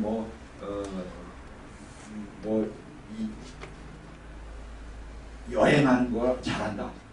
그러면 맨날 주민들하고 엮어지는 사람 데리고 아주 좋은 역사 해설해가면서 여행하는 거를 그런 아주 전문적으로 하는 교회를 하든가. 그러면은 그런 일들을 통해서 한두 사람 또 여행하는 걸 통해갖고 그 교회가 늘어나는 거죠. 축구를 잘하는 목사다. 그럼 동네 애들 모아갖고 축구 가르치고 축구 해가면서 전도 해나가는 거예요. 뭐 이런 식으로 어떤 특화된 자기 나름대로의 특징이 있지 않으면은 남들이 하는 거 똑같이 해갖고 불편한 개척교회에 올 이유가 없다는 거죠. 그래서 여러분들의 그 발상의 전환, 생각의 전환이 돼야 된다 이렇게 저는 생각합니다.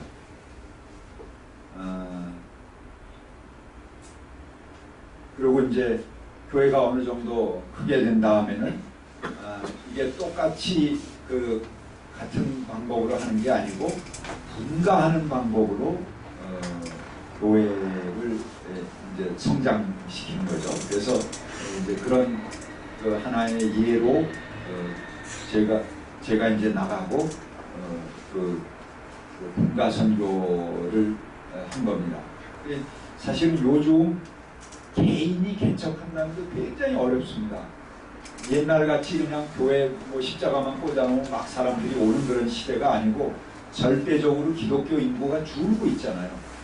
줄고 있는데 개인이 전세방 빼고 뭐하고 그래서 개척교회 했다. 그거 안 되면 그 사람은 완전히 인생 다 망가지는 거 아니에요. 뭐 노후고 뭐 가족들 전부 삶이 날아가는 거고. 이제 그런 모험을 개인이 하게 해서는 안 된다. 그거는 조금 여력이 있는 교회들이 분가를 한다든가 어떻게 한다든가 그래서 교회적으로 그거를 개척하게 하고 지원하고 해서 목회하는 사람이 적어도 생활에 걱정하지 않으면서 전념하고 교회에 목회할 수 있게 조건을 해줘야지. 당장 뭐 통장에 뭐 마이너스 됐다 이 연체한 거 내라 이런 도적증 잔뜩 쌓아놓고 어떻게 기도가 되고 목회가 되겠어요. 그러니까 그런 문제들을 큰 교회들이 분가하는 방식으로 해결을 하고 선교해야 된다. 이제 그런 생각입니다. 교회 운영이나 조직 프로그램도 제가 12시까지죠? 11시까지요. 교회 운영 조직 프로그램 뭐 이런 것도요. 이 목사들이 알게 모르게 목사병이 있습니다. 항상 뭐 가난하게 지내지만 그래도 최고의 장으로서의 이 병, 어떤 왕권 같은 그런 의식들을 가지고 있어요. 그래서 절대 손에 물 묻히기 싫어하고 또 그 평신도도로 같은 자리에 서기 싫어하는 거죠.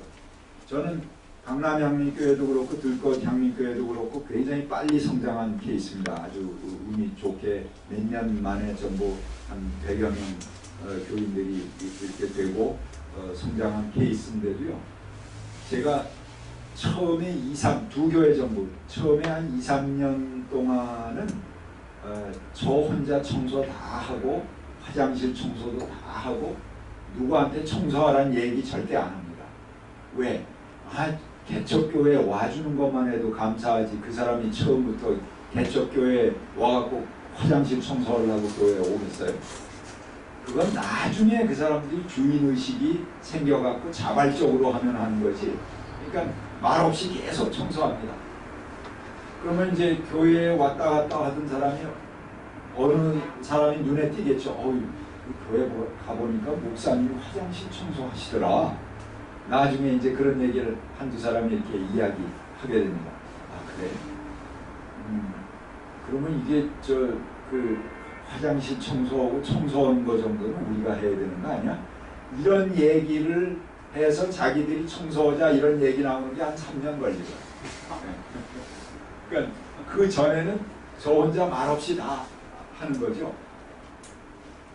그리고 교인들이 이제 뭐 개척교회 나오면은 사실은 개척교회 나오는 사람들이 많이 디고 나와요. 다른 교회에서 그 여러 상처를 입고 뭐 정말 그 마음의 아픔을 가진 사람들이 교회에 나오거든요. 어떻게 보면 심성이 꼭 좋지 않은 사람들일 수도 있어요.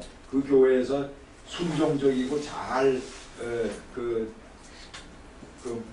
좋은 그 관계를 맺는 사람은 개척교회 잘 안 옵니다. 이제 좀 모나고 튀어나고 뭐 모진 소리하고 그러다가 이제 그 미움받고 그런 사람들이 이제 나와 있다가 이제 개척교회 오고 그러는 거죠. 그래서 처음에 그 교회에 오는 사람들이 다 아주 반듯하고 좋은 사람일 거다 이런 환상을 여러분들이 하시면 안 돼요. 그래서 상당히 많이 고난을 받겠다 하는 것을 감수하고 또 그렇지만 그분들이 꼭 잘못돼서 그런 건 아니거든요. 한국 교회가 잘못된 점이 많잖아요.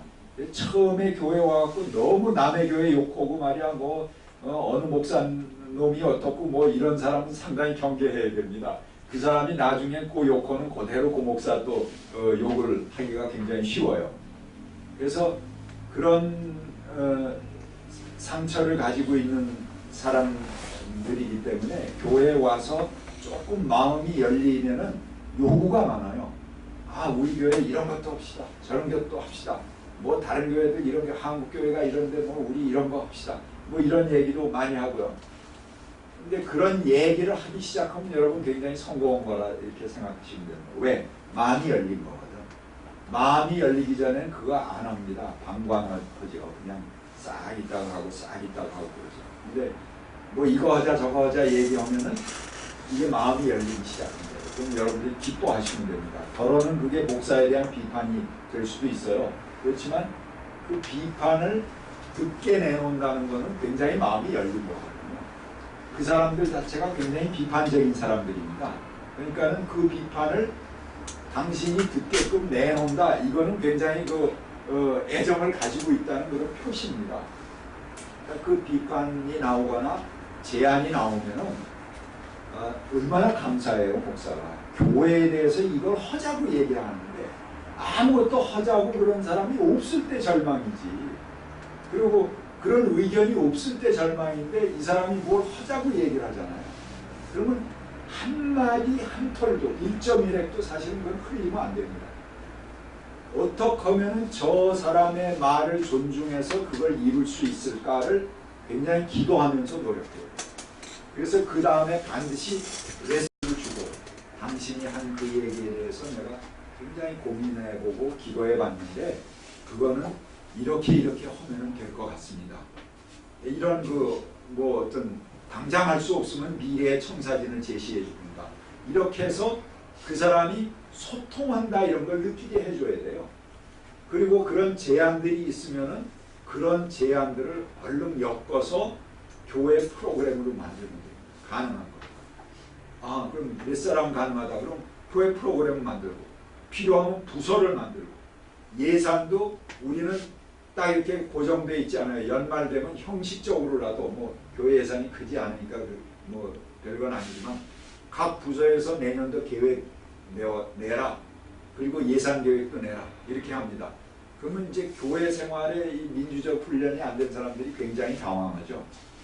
그런데 의지를 가지고 있는 사람들은 굉장히 또 좋아할 수 있습니다. 야, 이 교회는 민주적이구나. 우리가 계획해서 이거 하고자 하고 예산을 세워서 내면은 교회에 반영이 되는구나. 교회 시스템에 그런 시스템 가진 교회들이 없잖아요.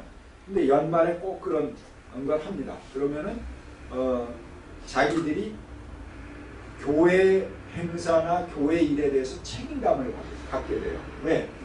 내가 할 수도 있고 내가 안 할 수도 있고 내가 이거 교회 예산을 이렇게 해서 쓸 수도 있고 안 쓸 수도 있고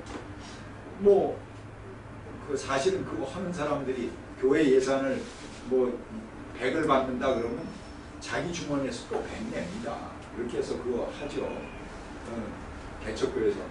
그렇게 해갖고 뭘 하겠다는 마음을 가지면 그건 굉장히 성공한 겁니다. 그건 너무 고마운 거죠. 그렇게 해서 그 길을 자꾸 북돋아주는 거예요. 교인들을. 그래서 자꾸 키워줍니다. 근데 목사가 이 제왕적 근성이 있기 때문에 딱 얘기하면은 딱딱 자릅니다. 저도 처음에 몰랐어요. 나중에 가만히 보니까는 이게 내가 얼마나 엄청난 이 폭군인가 그런 거를 제가 알게 됐어요. 왜? 교인들은 이제 이런저런 제안하잖아요. 근데 나는 경험이 많거든. 교회 경험도 많고. 그러니까 이미 안 되는 거 되는 거 다 알고 있거든요. 그러니까 누가 제안을 하면 그 집사님 그거는 이렇게 해서 안 돼요. 이렇게 벌써 딱 나오거든요. 그러니까 많이 안 되는 거야. 그래도 그 사람 입장에서 되게 하는 방법을 내가 기도해야 돼요. 그 사람 마음에 그런 비전을 심어주신 게 얼마나 감사해요. 그러니까는 절대 내 경험을 앞세워서 그건 이렇게 하면 안 됩니다. 이거 얘기하면 벌써 그건 끝이에요. 그러면 그 뒤 얘기는 당신 다른 교회 가시오 그 얘기예요. 그렇게 얘기 안 했어. 그러니까는 그 이야기를 받아서 어떻게 할 수 있을까? 이거를 해야 됩니다. 그리고 목사가 혼자 계획해갖고 우리 교회 비전 10년, 비전 20년 해서 몇 번 가고 어디엔 하고 이런 거 내놓지 마세요. 교인들이 같이 꿈꿔서 내놔야죠. 그건 목사의 꿈이죠. 목사의 꿈을 교인들에게 강요하는 거예요. 그러면 그 비전 목사는 비전이지만 그 비전을 듣는 교인들은 짐스러운 거예요. 짐을 퍽퍽 안겨주는 거죠. 아이고 10년 돼서 잡겠구나. 20년 되면 교회 건축하자고 잡겠구나. 뭐 이게 딱 그 그림에 보이는 거 아니에요? 가만히 계세요. 교인들에게 자꾸 길을 돋궈주면은 교인들 스스로가 야 우리 교회당 마련해야 되지 않습니까? 이런 계획을 자기들이 세울 때까지 기다리세요. 그래서 교인들이 그런 비전을 내놔야 됩니다. 그렇지 않고 목사가 앞서가서 내놓으면요, 그거는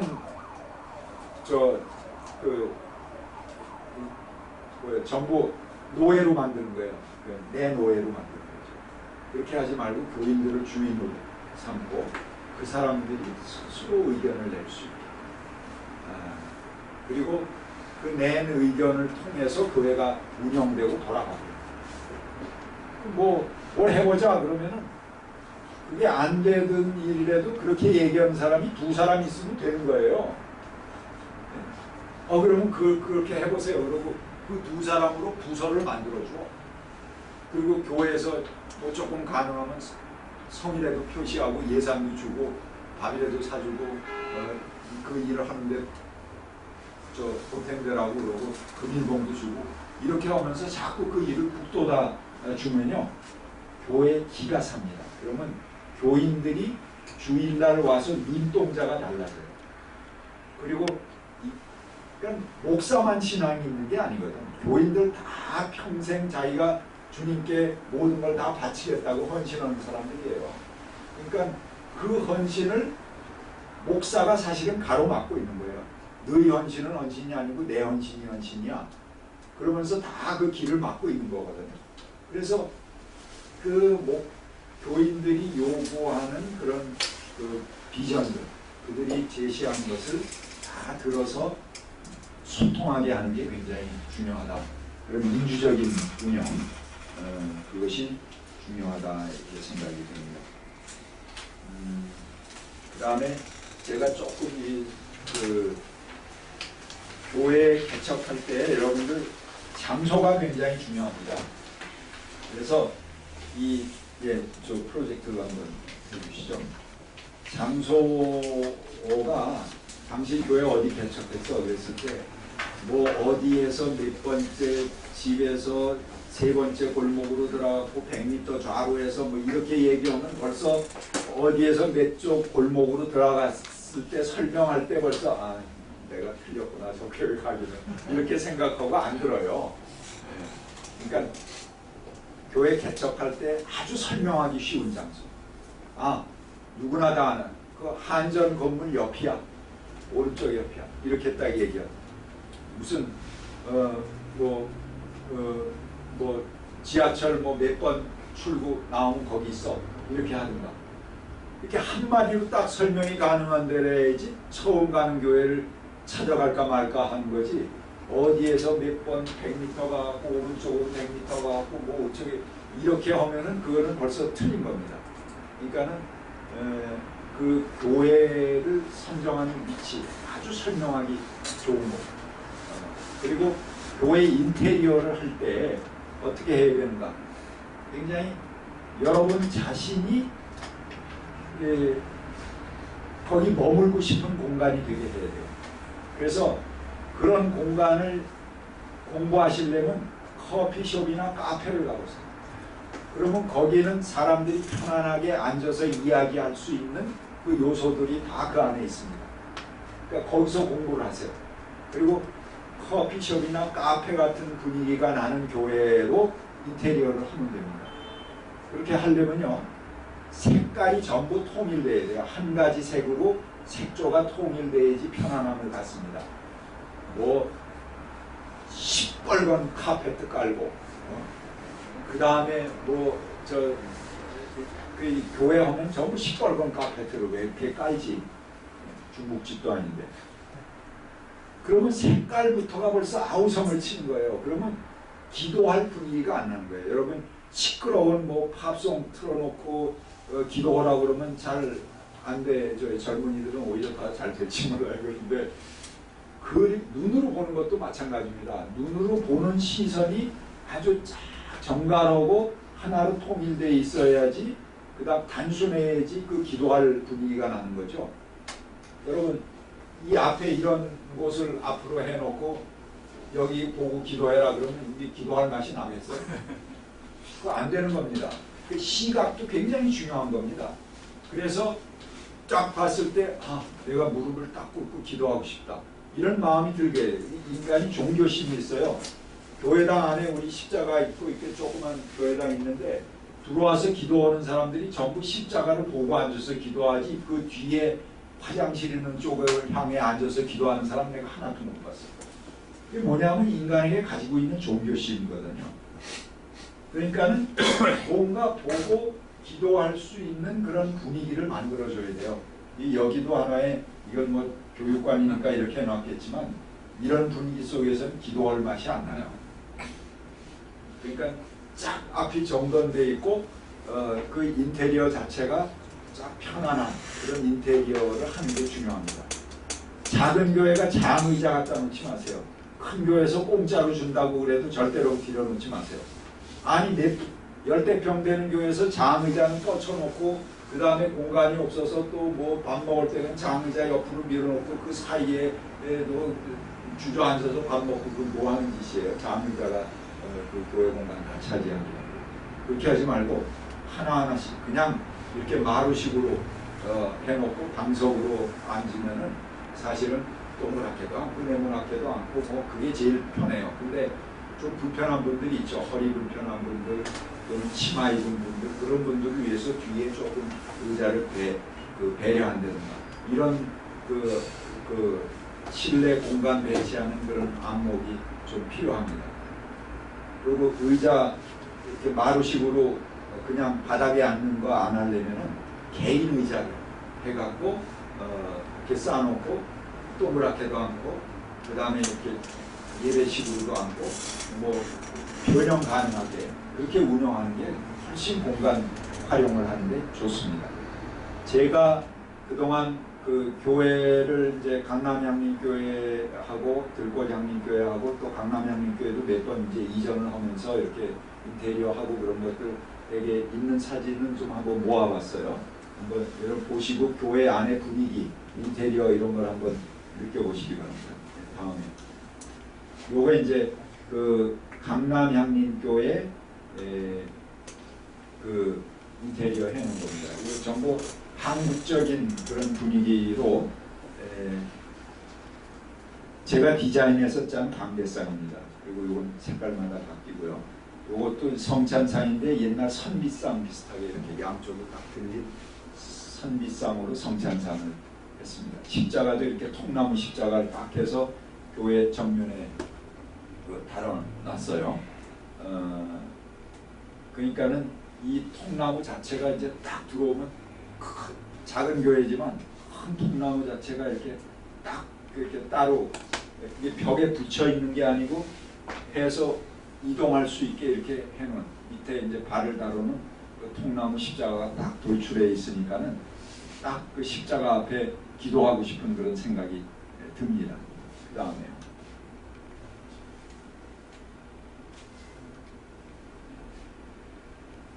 요건 이제 들꽃향림교회 처음 개척하고 3층에 해놓은 그런 겁니다. 요건 이제 기도 의자 해서 기도할 수 있게 하고요.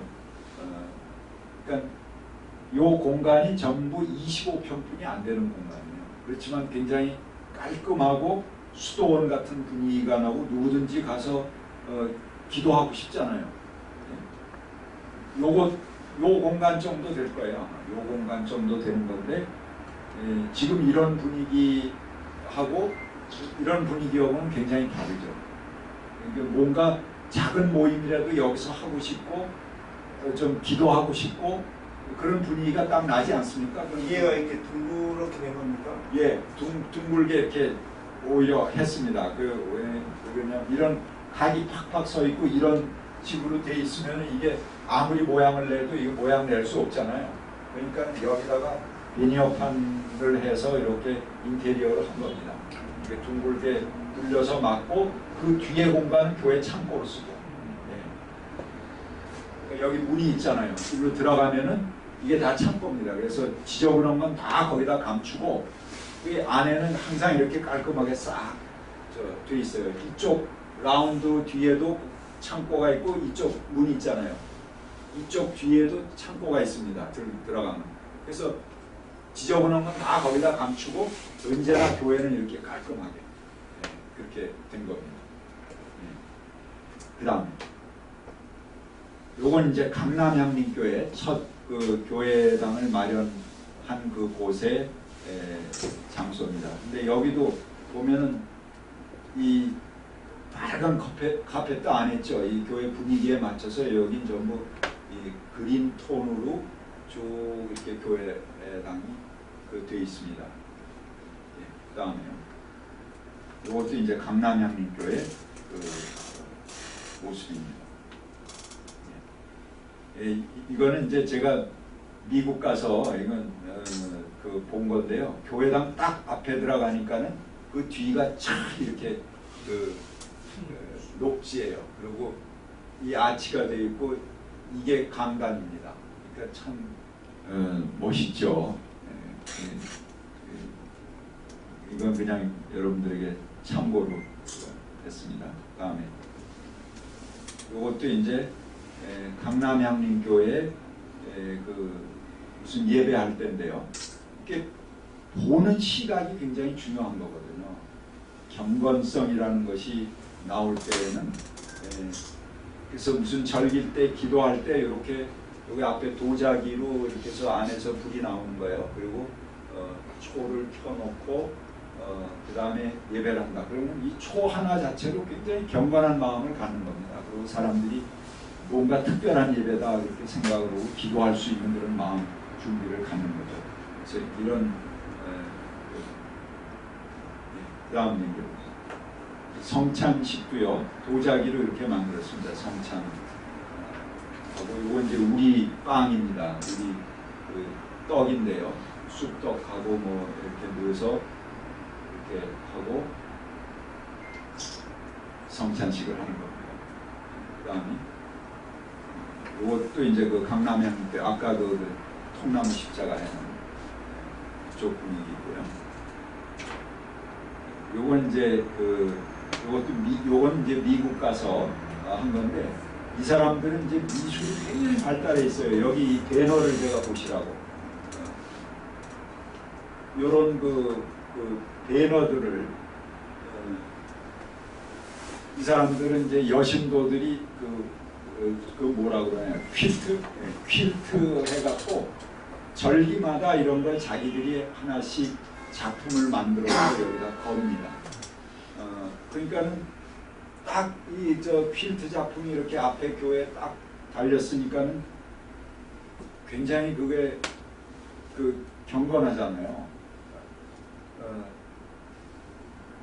그거 자체가 주는 경건성이 굉장히 있습니다. 근데 우리 한국에는 이런 그 미술적인 요소들이 너무 없어요.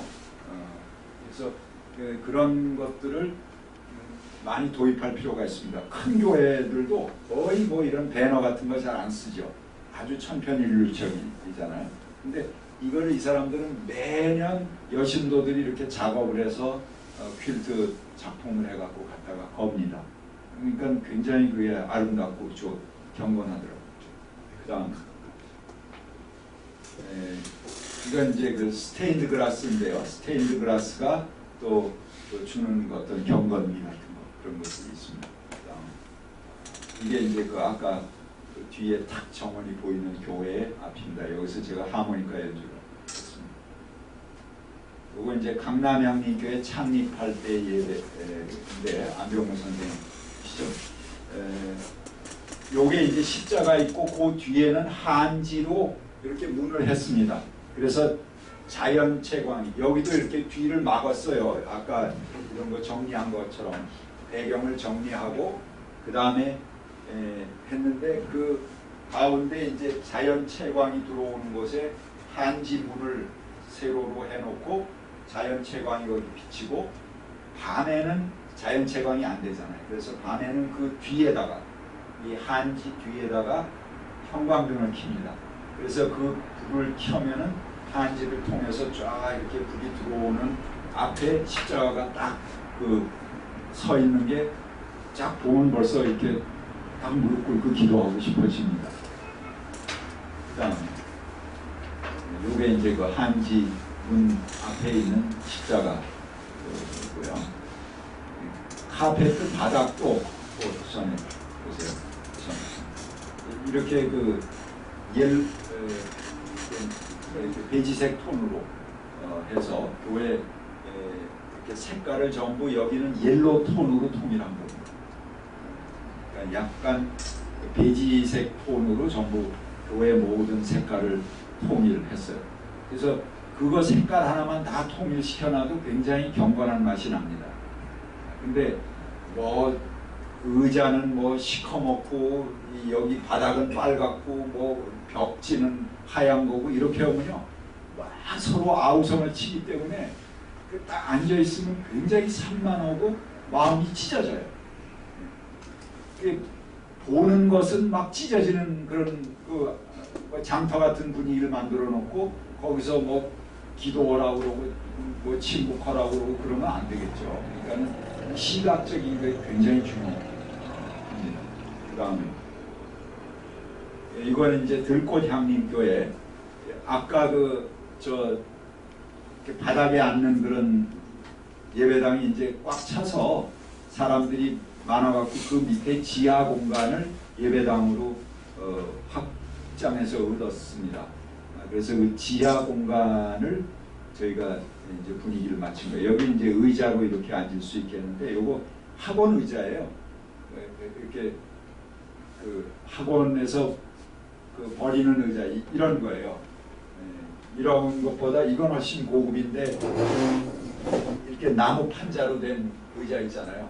그 학원에서 버리는 거를 얻어왔어요. 얻어오고 그걸 그대로 놓으면 분위기가 안 되기 때문에 여기 보재기를 전부 볼을 맞춰서 씌운 거예요.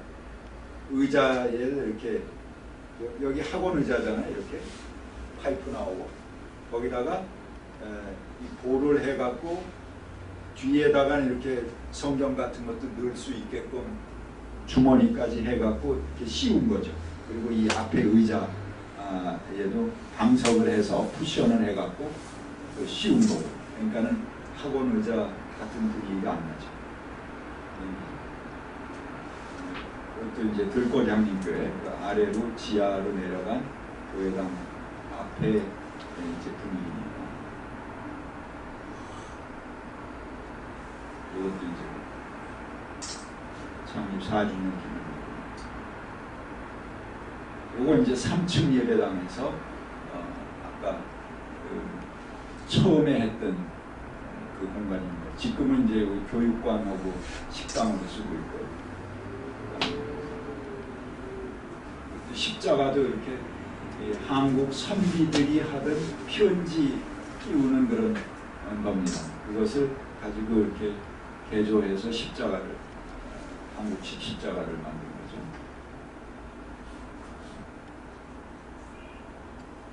냉교. 성찬식 할 때 이렇게 요 도자기를 전부 성찬잔을 교인들이 직접 작업해서 자기 잔을 만듭니다. 그래서 뭐 꼭 자기 잔에만 먹는 건 아닌데 그럼 찾으려면 힘들잖아요. 그렇게 해갖고 부어서 좀 삐뚤빼뚤한 잔이지만 이렇게 놓고 합니다. 그러면 굉장히 또 정겹고 좋아요.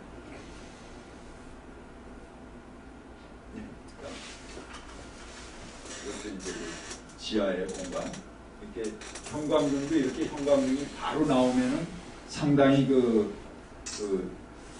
시각에 좀 촌스럽고 그럽니다. 그래서 여러분 카페 같은데 보시면 이렇게 천을 해갖고 그 위에다 막아서 형광등 불빛이 간접 조명이 되겠고, 그리고 그거 자체가 이제 하나의 투사돼서 분위기를 같이 맞추는 거죠. 전부 여기는 그 베이지색 톤으로 전부 이렇게 맞춰져 있잖아요. 전체가. 그렇게 해서 하면은 좋습니다. 그다음에 이거는 제가 그냥 그 좋은 교회, 이 천장에서 이렇게 빛이 내려오는 그런 그 유럽의 교회일 겁니다. 찍어놨던 거예요. 그것도 이제 뭐 아주 작은 그 유럽 교회인데 이런 거 하나가 굉장히 경건미를 가져다 주잖아요. 이런 그 공간에 이제 아치 같은 거 하나 이런 것도 상당히 경건미를 주는 겁니다. 그냥 참고하시라고. 이건 이제 우리 교회 3층에서 이건 좀 다른 건데 뭐 절기 때마다 교회 프로그램이 꼭 모여서 뭐 토론하고 뭐 그런 거를 할 필요는 저는 없다고 생각합니다. 그렇게 되면 머리 발달한 사람, 말 잘하는 사람만 교회에서 키워요. 이제 그렇게 하지 말고 공부하고 토론하고 뭐 이런 거 중심이 아니고 절기별로 떡 만들어 먹는 거예요. 그래서 이건 감자 설기떡 만들기 뭐 해가서 떡을 전부 애들하고 가족들하고 전부 같이 만들고요. 옷 만드는 것도 간단한 조끼 같은 거를 이렇게 색동조끼 만들고 그러는 거를요. 남신도들이 옷 하는 체험을 해서 하니까 남신도들이 굉장히 좋아해요. 그리고 생전 처음 그 바느질해서 배워갖고 옷을 만들어 입으니까요. 저도 그때 덩달아 껴서 했는데, 그래서 남신도 26명이 그 등록을 해서 그 옷 만들기 체험을 하고 자기 조끼를 만들었습니다. 그리고 더러는 기증해서 성가대 조끼로 그 기증도 하고요. 이건 이제 떡 만들기 모임 하는 겁니다. 그래서 교인들이 모여서 이렇게 알았어요.